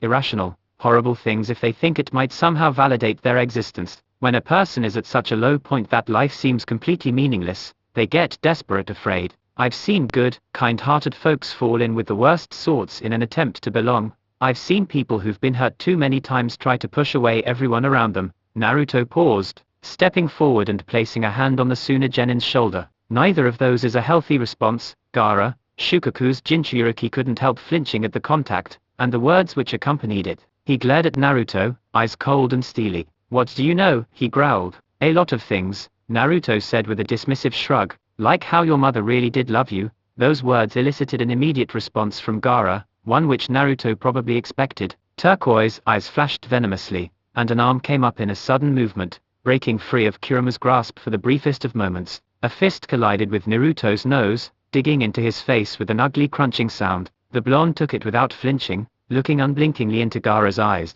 He did not step back or look away. Ow, Naruto commented once Gaara withdrew his fist, blood pouring from his nose like a faucet. Da's a Hiluba right hook. He gently grasped Gaara's fist and guided it down back to the redhead's side, where the redhead let it hang limply. With his other hand Naruto casually grabbed his nose and yanked it back into alignment, pinching the bridge for a moment to stem the bleeding. Gaara stared blankly, shivering a little as he realized what he had just done. He couldn't remember the last time he'd actually lashed out at someone with his bare hands, if he had ever even done so once in all his life. He blinked owlishly, looking absently down at his fist. He could see a bit of drying blood on his knuckles. I punched you, he said faintly, his voice a hint tremulous. Yup, that you did, Naruto said, snorting crudely and spitting a mouthful of blood, snot, and spit onto the floor beside him. He made a face then, crossing his eyes and doing something that might have been an attempt to wiggle his nose. Does this look like it's healed straight to you?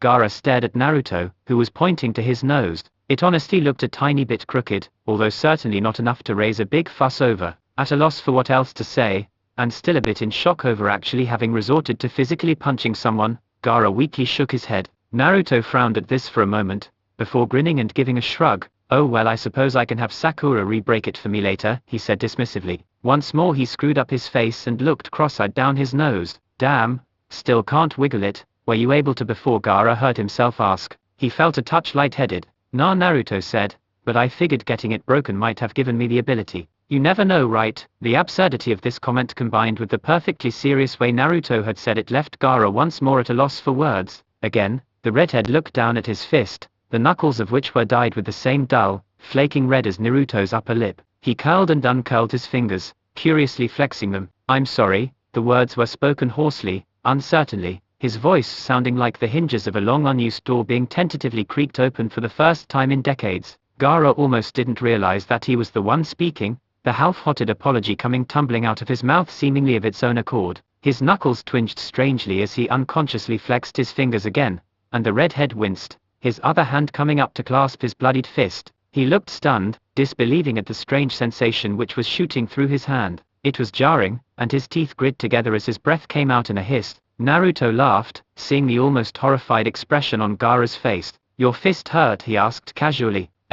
Sorry about that, man. Sasuke's always said I have a hard head. He gave another laugh at this little joke. Gaara whipped his head up to stare at Naruto. Hurt, he whispered, parroting the word curiously. Is this pain? Naruto leaned in close and looked at Gaara's fist. With all the delicacy of a child brandishing a stick, he poked his fellow Jinchuriki's blood-stained knuckles. Gaara yelped and recoiled at this touch, leaning as far from Naruto as he could while still restrained by those giant, glowing hands. There was a touch of something wild and frightened in the redhead's eyes. Yeah, I'd reckon that's pain all right, Naruto concluded, nodding seriously. No surprise, really, with how hard you punched me. I'm sorry, Gaara blurted out once more, startling himself even more than the jolt of pain which had just gone through his knuckles. Naruto waved a hand airily, giving Gaara a toothy grin. Forget about it, he said dismissively. Compared to Sakura-chan, That was barely even a love tap. Gaara stared at Naruto like the blonde was the most bizarre thing he had ever seen in his entire life, and that probably wasn't too far off the mark. But you're bleeding, he said,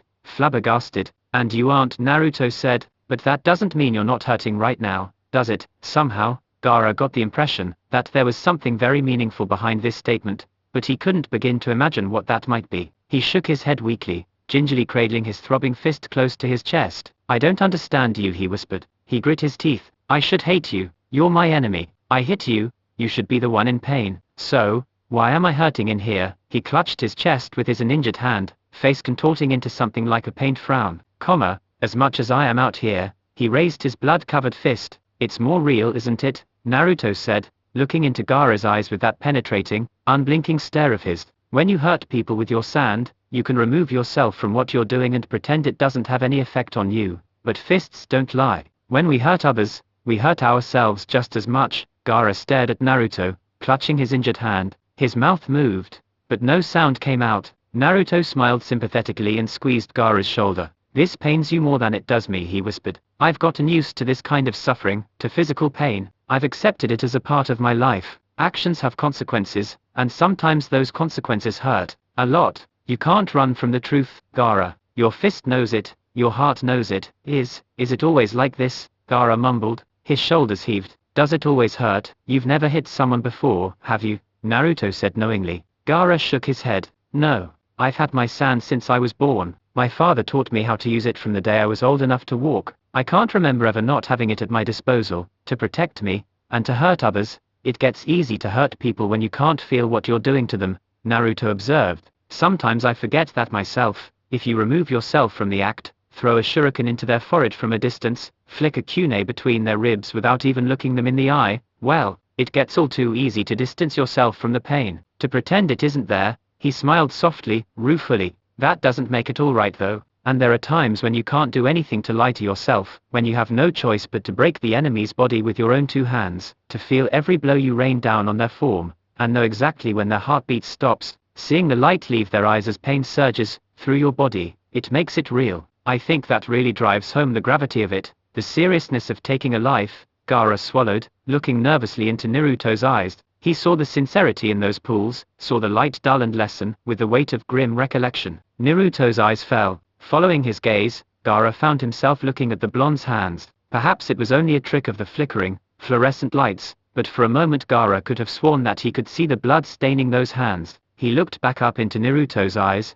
feeling a strange, inexplicable kinship. You know what it's like, Gaara whispered. The loneliness. You really know exactly what it's like, don't you? Naruto smiled sadly. Like I said, he replied, I've been there, done that, and bought that t-shirt. He grabbed the hem of his jacket, lifting both it and the shirt underneath. Gaara stared at the spiral mark on the blonde's abdomen, and the twin runic arcs which encased it. Arcane sealing script like frozen black flames seared into his skin formed 8 radial spokes. He met Naruto's eyes, and understanding blossomed. We're the same, he whispered, scarcely daring to make the words audible. Naruto nodded. I've had this seal since the day I was born, he murmured. My mum died on the same day, when my dad sealed the 9-tailed fox into my body. Gaara's eyes widened at these words. He looked like his heart had suddenly stopped beating. Naruto smiled wryly. I don't think our circumstances are exactly the same, but it's striking, isn't it? My dad sealed the Kairubi into my body. He hoped it would make me strong. My mum, she didn't like that. She didn't want him to do it,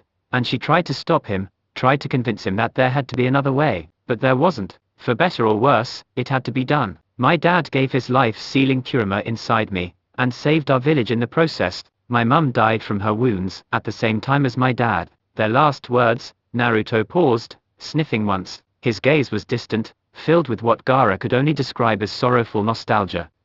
Their last words were their wishes for me, their son, what they wanted for me, what hopes they had for my future, the things I reckon every parent feels a need to tell their children. He smiled. I wonder if you've figured it out. I don't know how much they teach you in the Suno Academy, as far as the recent history of other villages. Gaara met Naruto's eyes. The 4th Hokage, he murmured. Yes, even in the sand, we know that story, and it seems that you and I have gone through many of the same ordeals. We suffered the same kind of loneliness, each in our own way. His expression hardened, then, and now he spoke with a touch of defiance. But the reasons were different, as were the results. We are the same, but also nothing alike. Naruto squinted at Gaara. I wonder about that, he said. gingerly taking Gaara's injured fist in hand. He saw the redhead wince at the touch. Something tells me that our dad's motivations were a lot more similar than you might like to admit. People hurt themselves when they hurt others, but weapons don't feel anything. Are you trying to tell me we're not weapons? Gaara whispered, narrowing his eyes in turn. Maybe I'm simply faulty.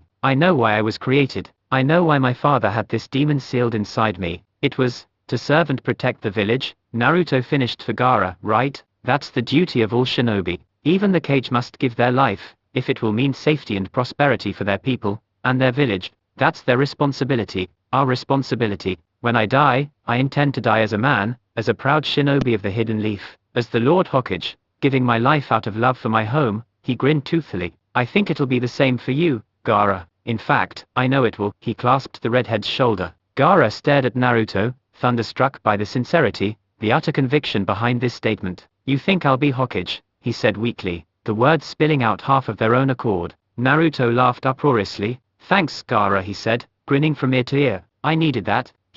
I guess our conversation was getting a little too heavy, there, wasn't it? Gaara flushed. He hadn't meant for that statement to come out like a joke. I meant Kazekage, he half-heartedly insisted, looking almost sheepish as his usual stoic mask fell by the wayside. Naruto smiled, clapping him on the back. Sure you did, he said with a wink, then he added.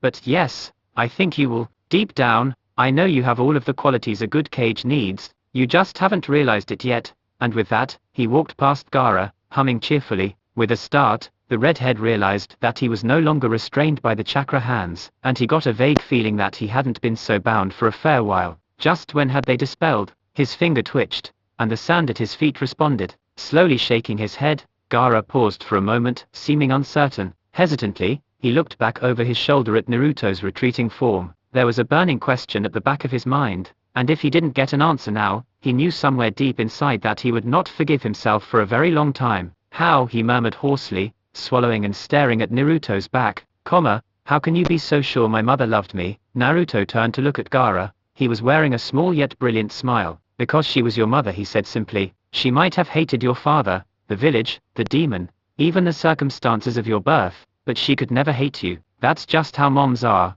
I think. Gaara felt something catch in his throat, and his chest tightened uncomfortably. A hot pressure built up behind his eyes, and moisture began to stream down his cheeks, yet he somehow found it in himself to smile. Thank you, he whispered. His fist dully ached, and tears stung at his eyes, but Gaara could not remember the last time he had felt this happy. Even Shukaku didn't dare to sully the moment. Okay, seriously, that was Tsuge. Well, not too much, at least. Kurama was of the honest opinion that, most of the time, he was the only vaguely intelligent entity in the universe. Obviously humans were all halfwits, but Kurama was quite accustomed to their idiocy. He'd had enough experience with the foibles and failings of mortal men that he knew better than to expect too much out of them. Their stupidity could even be a little endearing at times, if he were to be honest with himself. Kurama, despite all his unknowable age and immeasurable power, had a certain weakness for underdogs, and were not humans, with their soft and delicate bodies, short and fleeting lifespans, and woefully limited senses and power, practically the very definition of underdogs. Most definitely, when matched against beings on his level, humans who could go up against him despite knowing that it would almost certainly mean forfeiting their lives were most admirable, in the Kurama's opinion. People like Minato Namikaze garnered a fair deal of respect from the Nine Tails. Anyone with the guts to fight against the impossible was worth high praise, as far as he was concerned. So perhaps humans were idiots, but they were the sorts of idiots you could find yourself wanting to root for, as long as they weren't like Madara or Hashirama. But Kurama could accept that humans were usually imbeciles. They had a lot working against them, after all, not least of which being their dreadfully short lifespans, such that even those few who did manage to acquire something akin to wisdom would invariably pass away in only a few short decades, and most likely be replaced by yet another dime a dozen yokel or slack-jawed dumbus. Much harder to swallow, however, was the knowledge that oftentimes his own siblings were just as pants-on-head retarded as the humans they were so unfairly forced to inhabit. Shukaku was living proof of this, or at least inasmuch as a giant, sentient mass of chakra could really be considered alive. That was a point which philosophers and scientists could debate to their heart's content, particularly since Bujuu couldn't die so much as dissipate, and even then they would inevitably reconstitute after a certain length of time. But the fact that Shukaku was a mentally subnormal psychopath was indisputable, or so Kurama would have one believe. You do know that your friend is going to regress the instant my esteemed brother is able to get in a couple hours of uninterrupted ranting, right? The Kyuubi drawled within his host's mind, resting his chin on folded claws. Shukaku won't give an inch without being beaten within an inch of his life. That lunatic's even worse about humans than I used to be, and I was once known as the physical embodiment of hatred. You still are, in this time, Naruto quipped under his breath. And don't worry about Shukaku. Gaara was able to pretty much handle him for the 3 years between our battle during the Sand Sound invasion and when he finally got debejewed by our cloaked friends, wasn't he? He's more resilient than you might expect, Kurama. That lecture of yours only sank in the last time around because Shukaku had been too drained from physically manifesting to badger Gaara in those first few days after the invasion. If the sand rat has his way, your little buddy won't have so much as a single moment of silence in which to contemplate your words. You're assuming Shukaku will have a single moment of silence in which to pester Gaara, though? Naruto replied with a twinkle in his eye. Kurama didn't see his host's expression, but he could feel the all-too-familiar undercurrent of nearly vulpine mischief in the man-turned-boy's words. That tone never boded well for those who were foolhardy enough to oppose the one true master of mayhem and chicanery. He chuckled, tilting his head sideways in the open space of the sealscape. Ah, so you're already working on that, are you? Naruto waved a hand with flourish. Just because I've gotten used to having Shikamaru's brains at my disposal doesn't mean I can't still plan on my own, he said airily. I'm not that stupid. With a grin, he tapped his temple and sent a bit of chakra into the place where his mind and his father's seal met and blended together. Composition and hue were carefully chosen, an intuitive blending of simpler paints to create a precise and particular pigment which he daubed ever so deliberately in place. Kurama grinned, recognizing the signal, and he proceeded to inconspicuously open the specific telepathic link between himself and the one-tailed tanuki. Naruto began to hum an infectiously upbeat-sounding tune, and Kurama overheard the garbled lyrics his host was beginning to mentally project to Shukaku. Fumiko muze kusuru kakehiki wa ne sa, su dio, yoru wo nukuru, nejiko musa sigo ni, sashitiki 0 sa, su dio. Hibi wo kezuru, he snickered, recognizing the tactic as both underhanded and deceptively subtle, so much so that no one who wasn't intimately familiar with how the 7th Hokage worked would actually suspect it to be his doing. Even Biju were not immune to getting songs stuck in their heads. When you open your heart a little, and pull someone close to you, your feelings will surely reach them deeper. Gaara cocked his head, wondering faintly if Shukaku had finally cracked. One moment the demon priest had been ranting right in his metaphorical ear about all the ways in which Naruto was a sentimental fool who wasn't even worth the sand it would take to crush him, and the next he had suddenly gone quiet. Hurry it up, ring it out. Though my legs are all tangled, they will surely take me far. Even if I steal it and manage to grasp it, if it isn't you then what's the point?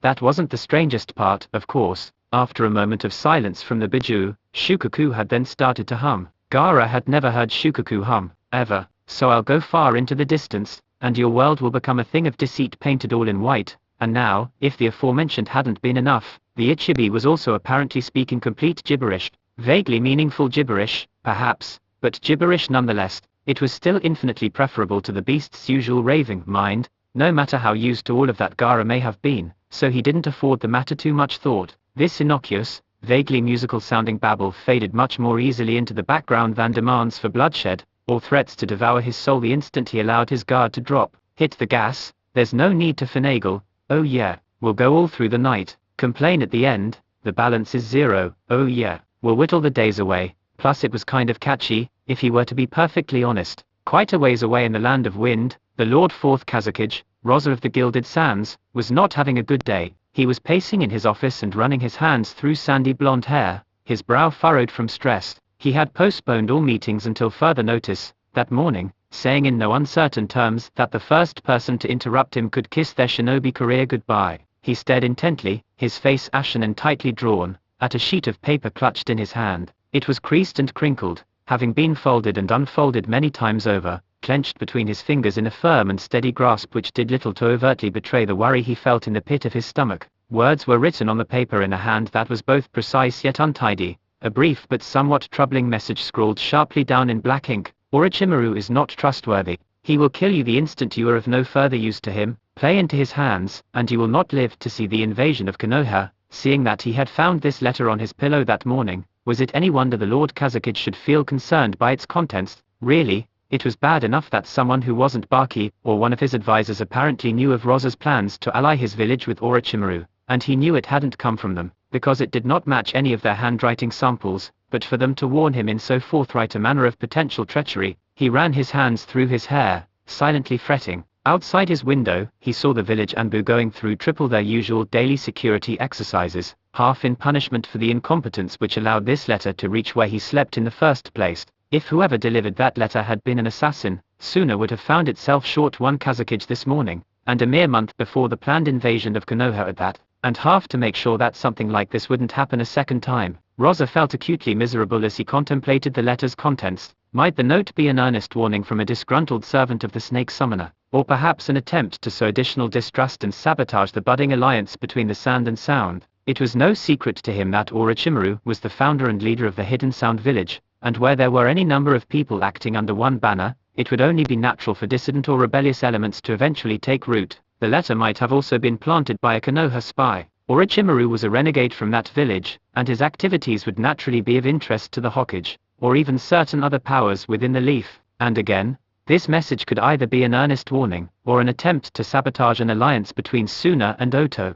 It would of course be worrying if this letter really had come from anyone affiliated with the Leaf. If there was even the slightest chance that Konoha agents might have gotten wind of the invasion plan, he would need to reconsider everything. Right now, it seemed very likely that those plans would have to be called off. He took pride in his village's counterintelligence department, but ignoring the possibility of a leak or plant somewhere in the village's forces would be downright foolish, especially when it would need to be quite high up for the fact of Orochimaru's participation to be known, unless the man himself had planted that note as some sort of twisted test. Rosa could not discount this possibility either. Orochimaru was renowned as a formidable shinobi, as much for his mastery of the ninja arts as for his duplicitous cunning. There was no telling what the man might be thinking, and it seemed entirely plausible that this letter might be from Orochimaru. To what end, Rosa could not begin to fathom, but he didn't trust the Snake Summoner any further than he could throw him, and of course he was wary of Orochimaru. Rosa would have to have been a fool not to be, and a fool would not have made it very far as Kazekage. He was used to looking over his shoulder and expecting a knife in the back at any moment, and he was not ignorant to the supposed curse on the position of Kazekage. All three of his predecessors had died at the hands of assassins. Although the Sandame's body had never been found, it was generally accepted that he must have been killed, and the Lord Fourth had always been cautious just in case he wound up falling victim to the same fate. He knew that if anyone was capable of assassinating him, it would be Orochimaru of the Sannin. This had been a small part of his reasoning for entering into the secret alliance with Oto in the first place. Rosa was a formidable shinobi, but strength in battle was little use if caught off guard, and he held no illusions as to the ability of his Anbu to keep someone as subtle and devious as Orochimaru out of his bedchambers. All it would take would be a poisoned dagger between the ribs while he slept. In its current state, Suna simply did not have the power to defend itself should someone like Orochimaru decide to destroy it. Where Konoha was strong and populated by many active shinobi, the Hidden Sand had been floundering and diminishing with only a small, inconstant trickle of new blood against the slow but steady ebb of time and chance.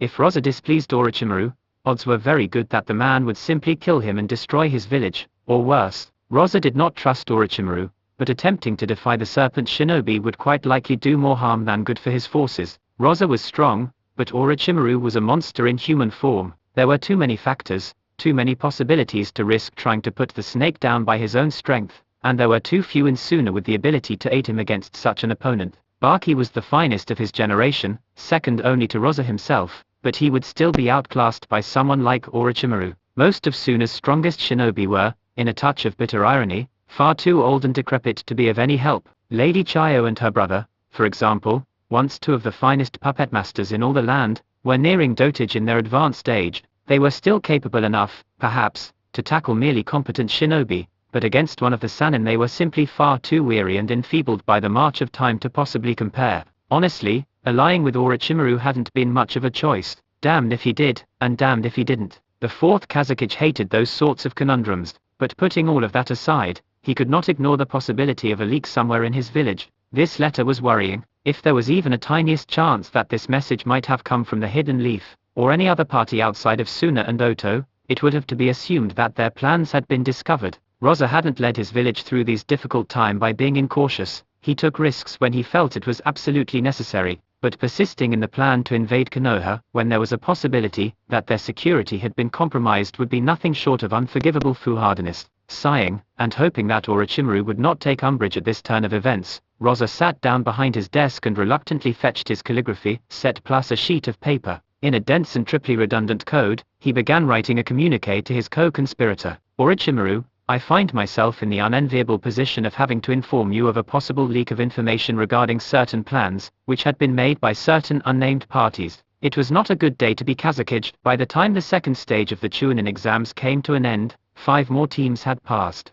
Aside from the Sand team and Squad 7 and 8, there were 3 more teams from the Leaf, and now 1 each from the Sound and Grass. Nobody was surprised by the overwhelming home team advantage. That's how it usually worked out in the Chunin exams, due to a number of factors that only statisticians would find interesting. It was noteworthy that 3 of the Konoha teams had graduated only just that year, and even one of the others had only 1 more year of experience than they. This much, at least, was quite contrary to what most would have expected, even if many of those rookies were clan heirs with great potential. It was a bit disappointing to the Omega Q contingent that none of their own had passed, but no big fuss was raised. Those who dropped out of the first phase or survived the second would have another shot at promotion in 6 months' time. A few of the representatives from Rain would privately commiserate over those they'd known who were lost in the forest of death, of particular note being Team Shijia, whose bodies had been found in a state too gruesome for open casket burial. But as most of the participants had been older, more experienced genin, they were able to accept these casualties as an inevitable facet of their lifestyle,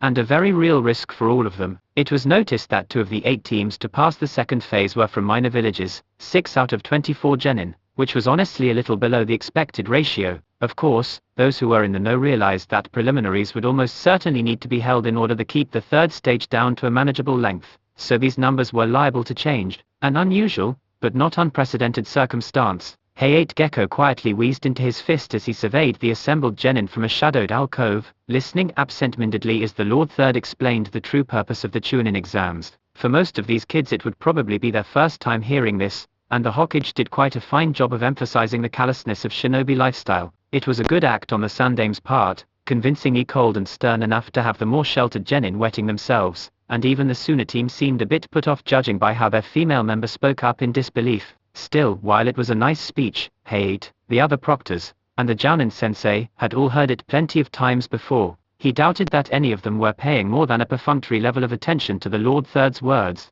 Even Hey-8 himself was just waiting for his cue to appear and announce the preliminaries. No doubt some of the younger and more impetuous genin would be upset by this news, especially those who had only barely made it to the tower, but Hey-8 didn't particularly care what they thought. He'd gone through a good deal worse at their age, and anyway his thoughts were more focused on the hot bath and cold beer he'd be sharing with his girl when this day was over. I wonder if she'll be wearing that negligee I got her for our anniversary, he dreamily mused, cheering himself up with thoughts of his lover in sheer, form-fitting silk. These preliminaries were sure to be a bore, but at least he had a fun night with Yu-Gi-Oh to look forward to, assuming nothing came up that would require her attention. At any rate, dealing with rowdy drunk foreigners rarely left her in the mood. Even less so when they were stupid enough to try copping a feel, regardless of whatever sorts of play she and her boyfriend might enjoy behind closed doors. Hey-8's train of thought was rudely cut off, though, when he heard the Hokage's next words. However, before the final phase of the exams can get underway, well, time to break the news to the brats. Turning on the spot, he flickered out of the alcove.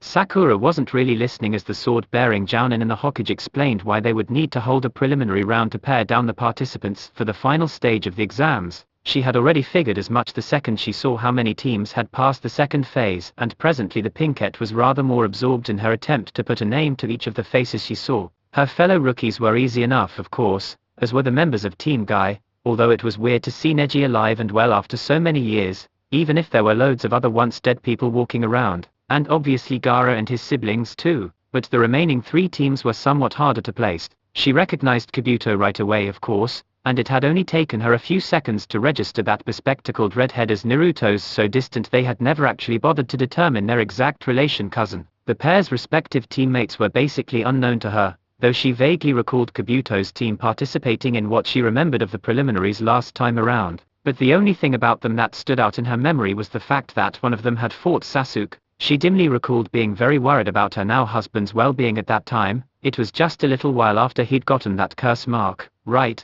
and that his opponent had done something or other that had made her seriously fear for Sasuke, but aside from that she was at a complete loss. She wasn't even entirely sure which one of the 2 had fought him. Karin's teammates were a still bigger unknown. They didn't look like anything special. Their manner of dress was more or less the same as the redheads, in a general team coordination sort of way, and they didn't seem to have any obvious specialties. They were probably a couple years the girl's senior, and each stood almost a full head taller than her, but aside from that they didn't look too remarkable. Really, both of them seemed very ordinary, almost generic. They weren't especially good looking, although they appeared reasonably well built, and neither one had any particularly distinguishing features. They were people who would probably blend into a crowd with zero difficulty, with the kind of faces you might see on unimportant background characters in a manga or anime. Lastly were the sound ninja. Sakura recognized them somewhat, but her memories of the trio were distant, faint. Dosukinuta, Zakuabumi, and Kin Sachi. In another time, they would have tried to kill Sasuke in the Forest of Death, and in protecting him she herself would resolve to stand side by side with her teammates as an equal and a true shinobi, so she figured they probably weren't too important this time around. With the exposition out of the way, the preliminaries could officially begin, and an algorithm of moderate complexity proceeded to randomly select a pair of numerical values arbitrarily assigned to two separate competitors. Kiba Inuzuka vs. Sasuke Uchiha. Sasuke smiled when he saw his name come up on the computer monitor. Well, looks like I'm up first, he remarked. Ha, deja vu, Naruto muttered, seeing Kiba's name displayed across from his teammates. Looks like they've randomized the selection. He definitely didn't fight Kiba last time, the blonde added mentally. In fact, I'm pretty sure I fought Kiba. Ah yes, Kurama said, an undertone of amusement in his voice. I remember that fight, although the sluice in our old seal had been effectively stopped by Orochimaru's Gojiao-fun. That was a rather memorable victory on your part. It took Naruto a moment to remember the details of that match, but when he did he scowled inwardly, catching the meaning behind the fox's snide tone. It wasn't every day that one created an opening for their finishing blow by breaking wind in the opponent's face, after all.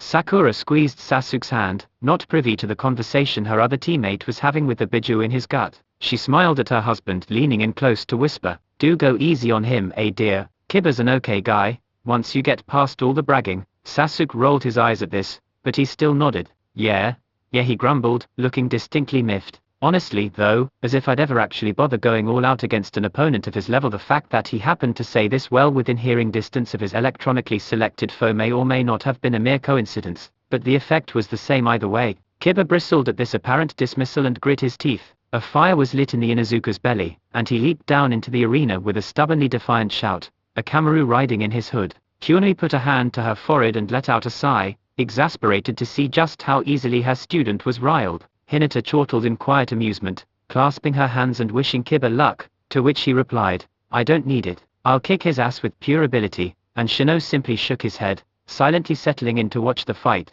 Sasuke strolled leisurely down into the arena, yawning boredly and taking his sweet time. Kiba grew more implacable with every second he waited for his foe, and he shot several venomous looks at the cocky Uchiha. At last, though, Sasuke was in the fighting area. The contestants stood opposite one another, waiting for the fight to begin. Height, after briefly explaining the rules of engagement for the preliminaries, brought his hand down to signal the start of the match. Kiba and Sasuke stayed in place for a moment, a classic stare down between two warriors, only one of whom actually looked interested in fighting. "It's about time someone took you down a peg," Kiba quipped, raising a clenched fist. "You might have been hot stuff back in the academy, but this is the real world. Test scores don't mean crap anymore." Sasuke laughed. "The academy," he said, rolling his eyes. "Please, that might as well have been a lifetime ago. I'd say you're the one who hasn't seen the real world yet." Having said his piece, Sasuke then slipped easily into a defensive combat stance. His eyes were dark, shearing and inactive, a declaration of confidence if ever there was one.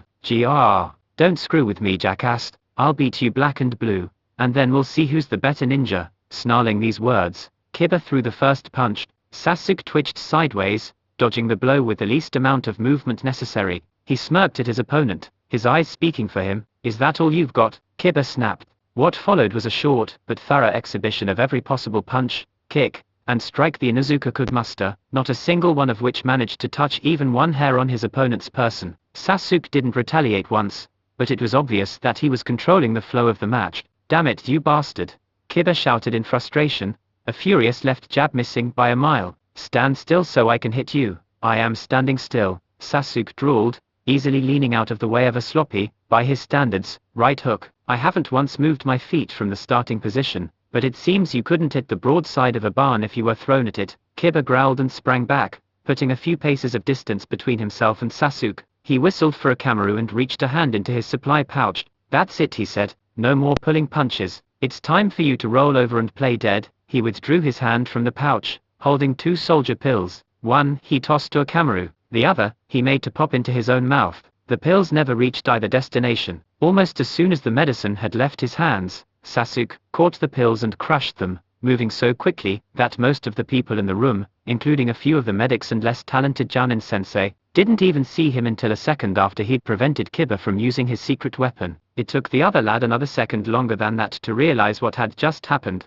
He jumped and swore, startling and falling back when he realized how close to him Sasuke was suddenly standing. "Christ," he yelped. "When did you?" "A while ago," Sasuke blithely replied, now standing behind Kiba. "You're just too slow to follow my movements." Again the Inuzuka cursed, but this time instead of trying to put more distance between him and his opponent, he spun around and brought up his elbow, intending to smash it into his foe. Had the blow struck home, it would have caught Sasuke in the throat and probably done some serious damage, but it never landed. Sasuke caught the attack with his one good hand, using Kiba's momentum and a bit of leverage to flip his opponent onto the ground. His fingers subsequently twitched, and before Kiba could even groan in pain, a dozen shuriken were embedded into the floor around him, tracing an unnervingly close outline of his body. "Damn it," Kiba groaned. "Even after all this work, the gap between us has still only widened. I guess there's a reason you were our year's #1 rookie." Sasuke waved a hand dismissively. "Academy rankings are a thing of the past," he said airily. "They have no bearing on our present ability." "Really though? You lost this fight the moment you let your temper get away from you. Ninja must be able to restrain their emotions, or else at least learn to function efficiently in spite of them." "Yeah, about that." "Quick question," Kiba grunted. "Does pride count as an emotion?" A smirk crossed the Inuzuka's face. In the same instant, Sasuke felt a set of small, needle-like teeth sink into his rear and rip the seat of his pants. He hissed and immediately tore Kiba's partner off of his ass, irritably flinging the pup at its master's face. Neither Ninken nor Ninja remained conscious following that collision. The smirk remained on Kiba's face though. Sasuke glared at the insensate duo of master and pet, and shot Heiei a darkly expectant look. With a cough, the swordsman announced Sasuke the winner, grumbling and gingerly rubbing his rump, half to cover the tear that final attack had made in his shorts. The one-armed genin stalked back up to the viewing level, where his team awaited. Perhaps it wasn't much in the grand scheme of things, but Akamaru's parting shot still stung like a sumbitch. Naruto had the decency not to snigger at Sasuke's discomfort, although amusement was still obvious in the glimmer of his eyes. He clapped his friend on the shoulder and shot him a toothy grin. "Well, you pretty much dominated that fight," he said, probably an attempt to assuage his pal's wounded dignity. Sasuke gave the blonde a mutinous look. "This is the last time I give my opponent a chance to salvage their pride," he muttered, low enough that only his teammates would hear. "I can't believe I actually stood there and let that mutt bite me." Sakura patted him on the shoulder in a comforting gesture. "Want me to sew up your trousers?" she asked softly, soothingly. "I think Ino might be enjoying the view a little too much." She side-eyed the blonde in question, who was doing a very poor job of hiding the fact that she was unabashed ogling the ripped seat of the Uchiha's shorts. Sasuke shook his head. "No need," he grunted, flicking his hand into an odd seal. "A henge will do for now," and as he said this, a puff of white smoke enveloped his body for an instant. When it dissipated seconds later, Sasuke stood in the same spot, his fingers still flexed into a one-handed approximation of the ram seal. The only change in his appearance was the fact that his shorts now appeared to be completely unmarred.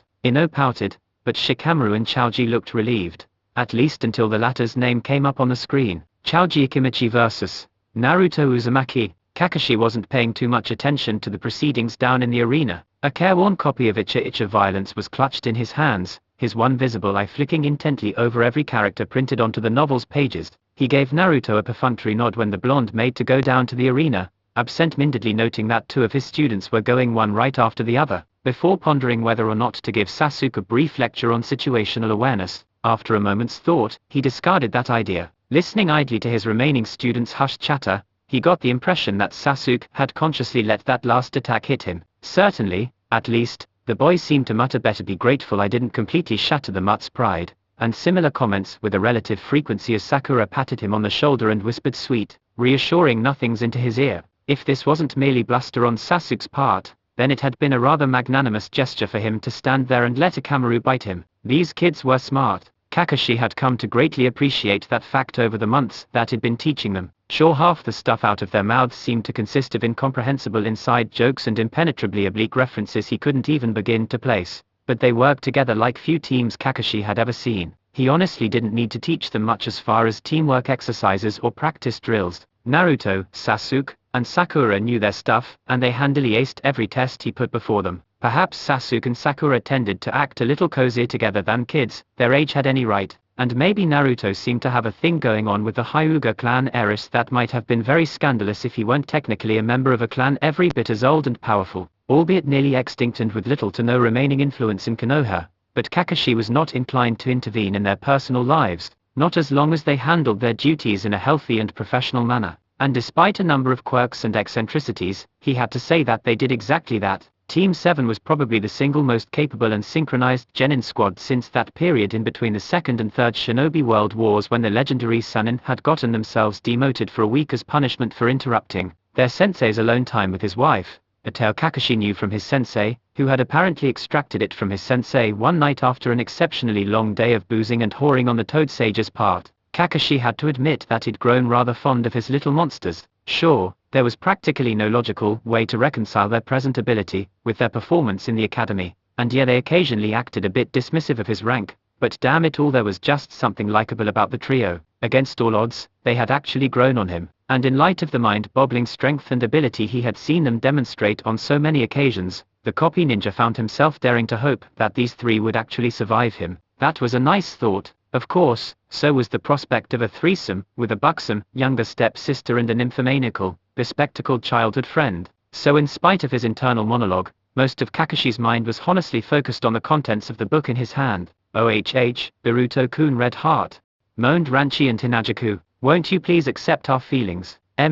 We want you so much. Kakashi giggled pervertedly, turning the page and letting himself become immersed in the graphically descriptive language and compellingly suggestive dialogue of the Toad Sage's infamously shameless smut. It really wasn't a surprise when Naruto emerged victorious from his fight with Choji. Hinata, Sasuke, and Sakura would not have expected anything less from the 7th Hokage. He was kindlier than Sasuke, though, and much more generous, and thus the match had lasted a decent length of time. Naruto was used to sparring with opponents far beneath him in skill and power, and while it was a little difficult to try and reconcile this portly, quivering child with the unfailingly resolute mountain of muscle and sinew he knew as the Akimichi clan head, he still felt a fondness for the boy who had in another time become one of the strongest shinobi alive, boasting raw physical strength to rival even Sakura, and stamina only a little short of matching a Jinchuriki. That immovable, indefatigable titan of a man had been one of his staunchest supporters for as long as he could remember. More than that, though, Choji had been one of the few kids to act with kindness towards him in his days at the academy. His younger self might have been cocky and dismissive of the chubby clan heir,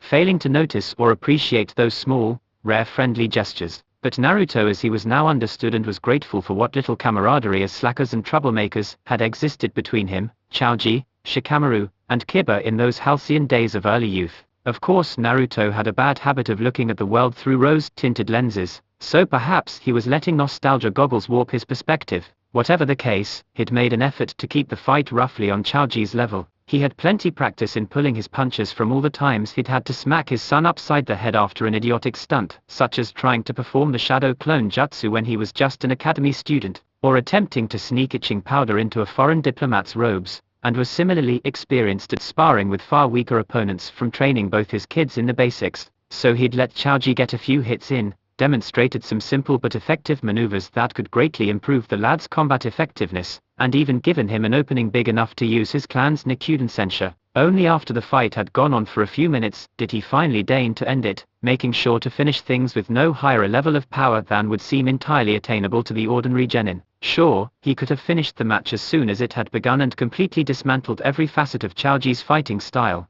but that would have only dispirited and discouraged the kid. Being completely outmatched by someone who was ostensibly near your age never felt good, and not everyone was bullheaded enough to stubbornly power through such a gap of skill. Sometimes you had to throw people a bone and let them believe they were only a little short of matching you, otherwise they might give up completely. Naruto was actually a very good teacher, regardless of whatever Sasuke might say about his intellect. Gaara vs.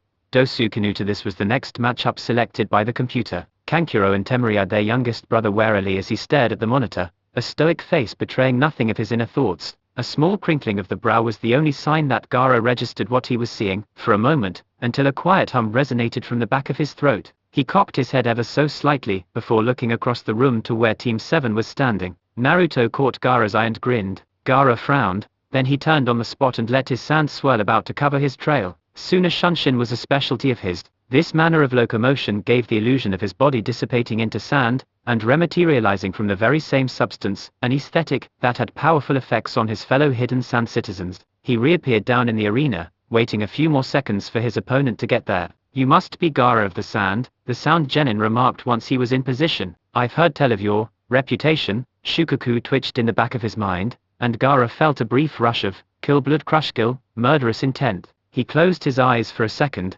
taking a small breath to calm himself. "You have you?" The cork popped out of his gourd, dissipating into a small mass of sand. Dosu might have smiled beneath those bandages. It was hard to tell for certain, but he sure sounded pretty smug. "Oh, I have," he said, raising his right hand. He tapped the big, strange, regularly perforated armor-looking hunk of metal worn over his forearm. "And I must say that I am curious." Gaara narrowed his eyes, barely even noticing as Hayate declared the start of the match. "About what this time?"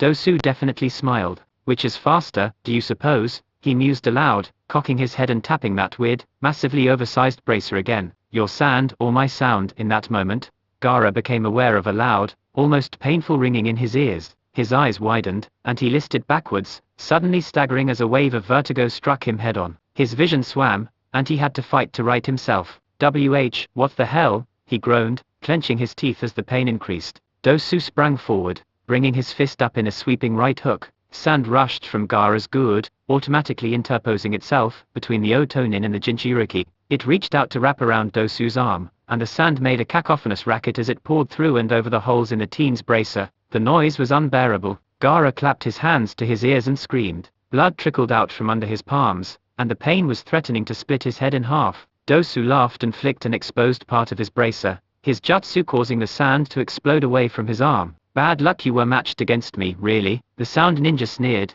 "but your so-called absolute defense is no use against my attacks." Gaara grit his teeth, giving Dosu a wild look. "Surrender now," he growled, wincing from the pain and swaying on his feet. "I decided that I'd try not to kill my opponents if I didn't have to ngh, but if you come any closer, I can't promise you'll leave this place alive. You can't even block my attacks without setting off my melody arm," Dosu scoffed. "And you don't look like you can continue to stand under your power much longer either. What could you possibly do to me in that state?" Gaara shakily reached out with one hand, exhaling a single word in a sharp hiss. His eyes sparked with a sudden determination, and sand rushed up to meet the approaching shinobi. Win, from head to toe, every inch of Dosu Kinuta except for his melody arm, and his face, was promptly buried under a faintly preposterous quantity of sand. And just like that, the Sound Ninja belatedly realized that maybe it hadn't been such a great idea to actively provoke the human WMD. "Oh God, I surrender," he yelped, immediately abandoning any pretense of dignity. "Please don't kill Emi." Gaara looked up to the higher level for a moment, then he let his hand drop, releasing the sand's grip on his opponent. "Count yourself lucky," he said icily, "but I'd prefer not to be disqualified for killing an opponent after they've already surrendered." Dosu whimpered.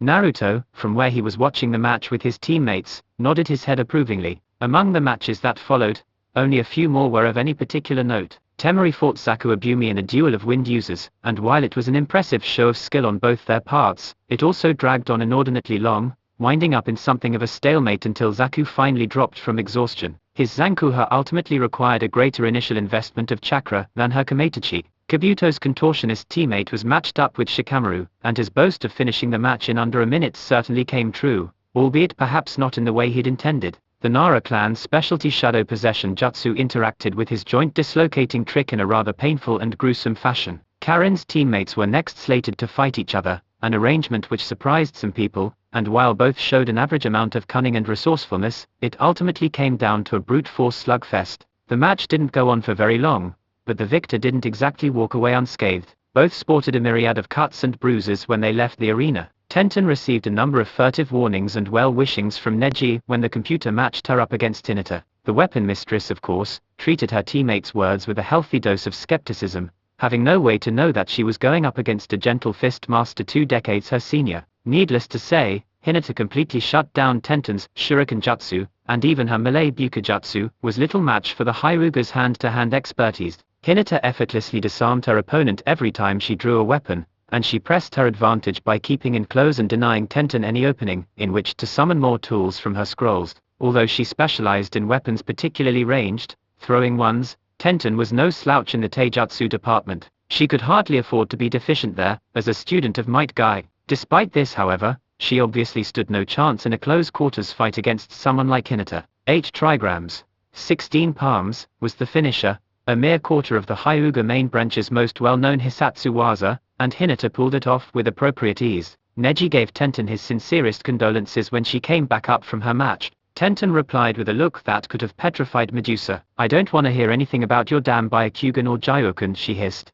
misconstruing, in her frustrated disappointment at losing, Neji's fear of Hinata and resultant worry for her as a chauvinistic belief in the automatic superiority of Hyuga shinobi over everyone else. This misunderstanding bothered Neji more than he would have expected. That little bit of team guy drama aside, the next fight was Shino versus Kabuto's other teammate, the guy who drained chakra by touching people. To most ninja that jutsu probably would have seemed pretty intimidating, but Shino merely quirked an eyebrow at the first demonstration of this technique before commenting. "So you can only affect someone within arm's reach of yourself? How disappointing." Then he dissolved into a swarm of Kakachu, which rose up and engulfed his enemy before he had time to react. "You will find that my jutsu has no such limitation." Naturally, this move promptly resulted in Shino being declared the victor. Ino and Kin fought after that. At first, the sound Kunoichi seemed rather cocksure of her chances, but that confidence quickly deflated when Ino systematically dismantled every aspect of her ninjutsu, sticking makeshift plugs in her ears to avoid getting tricked by the bells, and engaging the raven-haired lass up close. She dominated the fight,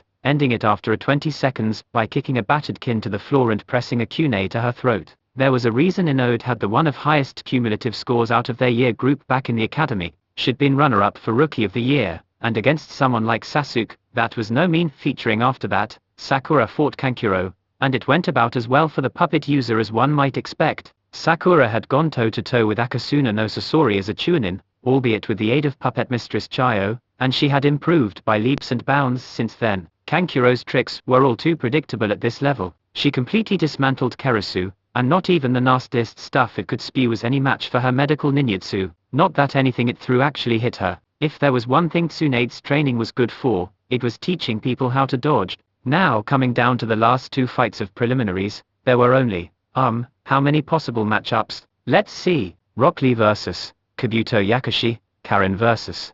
Neji Hyruga, Kabuto Yakushi vs. Neji Hyruga, Rock Lee vs. Karen vs. Kabuto Yakushi, or Rock Lee vs. Neji Hyruga. So, that's six possible matches, not counting what order the names might be in. Funnily enough, while the selection algorithm was ostensibly random, it had to be said that the choice which wound up appearing on the monitor was of course, nothing other than, Rock Lee vs. Neji Hyruga. "Some things just work out like that," Sensei Lee exclaimed, spinning to look his instructor in the eye. "The match I've awaited is here." Guy laughed, grinning at the enthusiasm on his protégé's face. "Indeed it is, Lee." "Neji," he declared, looking over his two male students, "you kids have done me proud to come this far in the Chunin exams, but it looks like only one of you will make it to the third phase." He struck a flamboyant pose, giving both Neji and Lee a thumbs up. "Go, young men, and fight. With your pride on the line, commit everything you have to this match." Neji, much like Tenten, put little to no store by these theatrics.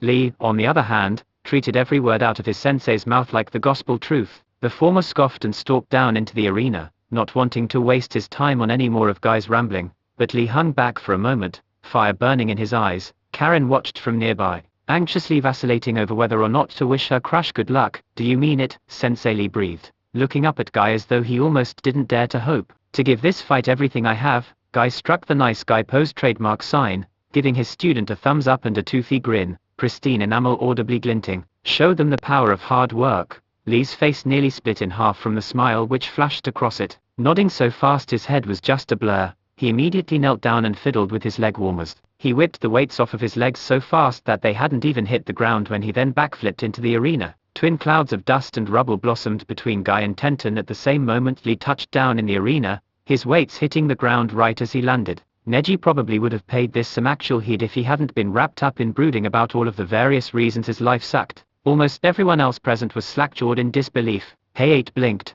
staring at the twin mushroom clouds up on the spectator's level. With a cough, and a wary look towards Lee, the proctor raised a hand. "To a good fight," Lee said with an eager grin, giving his rival a thumbs up. Neji said nothing. Hayate swung his arm down. Begin in the blink of an eye, Neji crossed the distance between himself and his foe. He thrust his left arm forward, fingers extended, aiming for Lee's shoulder. With a good hit to the Tinketsu there, he'd be able to greatly inhibit his teammate's combat ability, and from there the match would be. The Hyuga prodigy felt this train of thought catastrophically derail as his hand was pushed harmlessly aside, Lee pressing 2 fingers to his rival's wrist as he deflected the attempted attack. Neji blinked, astonished by this abrupt turn of events. Wait, what? When did Lee get this fast? To his credit, Neji did not let this surprise knock him off kilter for more than an instant. His other hand shot up, aiming for the opening in his opponent's defenses, and Lee blocked that strike with his other hand, catching Neji's 2 outstretched fingers between his own middle and pointer. All of this happened in under a second.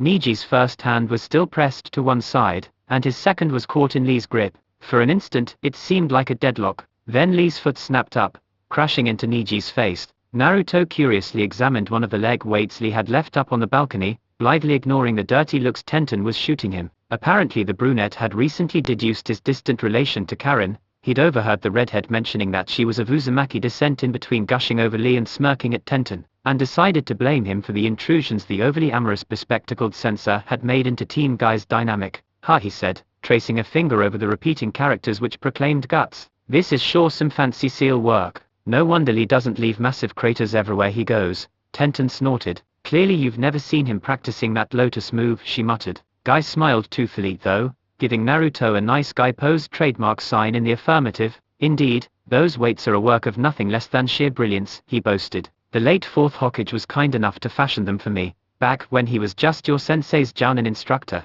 He observed the rivalry between myself and Kakashi, and clearly believed that the competition between us could only benefit his prized pupil. Guy's teeth blinked, and he let out a boisterous laugh. Yes, these weights don't simply weigh Lee down, the sealing jutsu inside them transforms their mass into a pressure that places resistance on muscles throughout the body, and not just the ones responsible for lifting one's legs. So Lee isn't just running faster, Naruto observed. Basically every muscle in his body has been fighting ridiculous amounts of resistance while he wore those weights, and now that he's taken them off, he's doing just about everything faster. He already knew all of this of course, but someone had to provide exposition for all the unenlightened onlookers. One thing was quickly becoming obvious to Neji as Lee hammered at him with a punishing flurry of strikes. I've been slacking off on my physical conditioning. That was what he thought as Lee kicked him back several feet, only to appear right behind him with a cocked fist before he could even land, seemingly moving instantly. Neji's next few thoughts, naturally, were mostly just variations on the theme of ow, that hurt.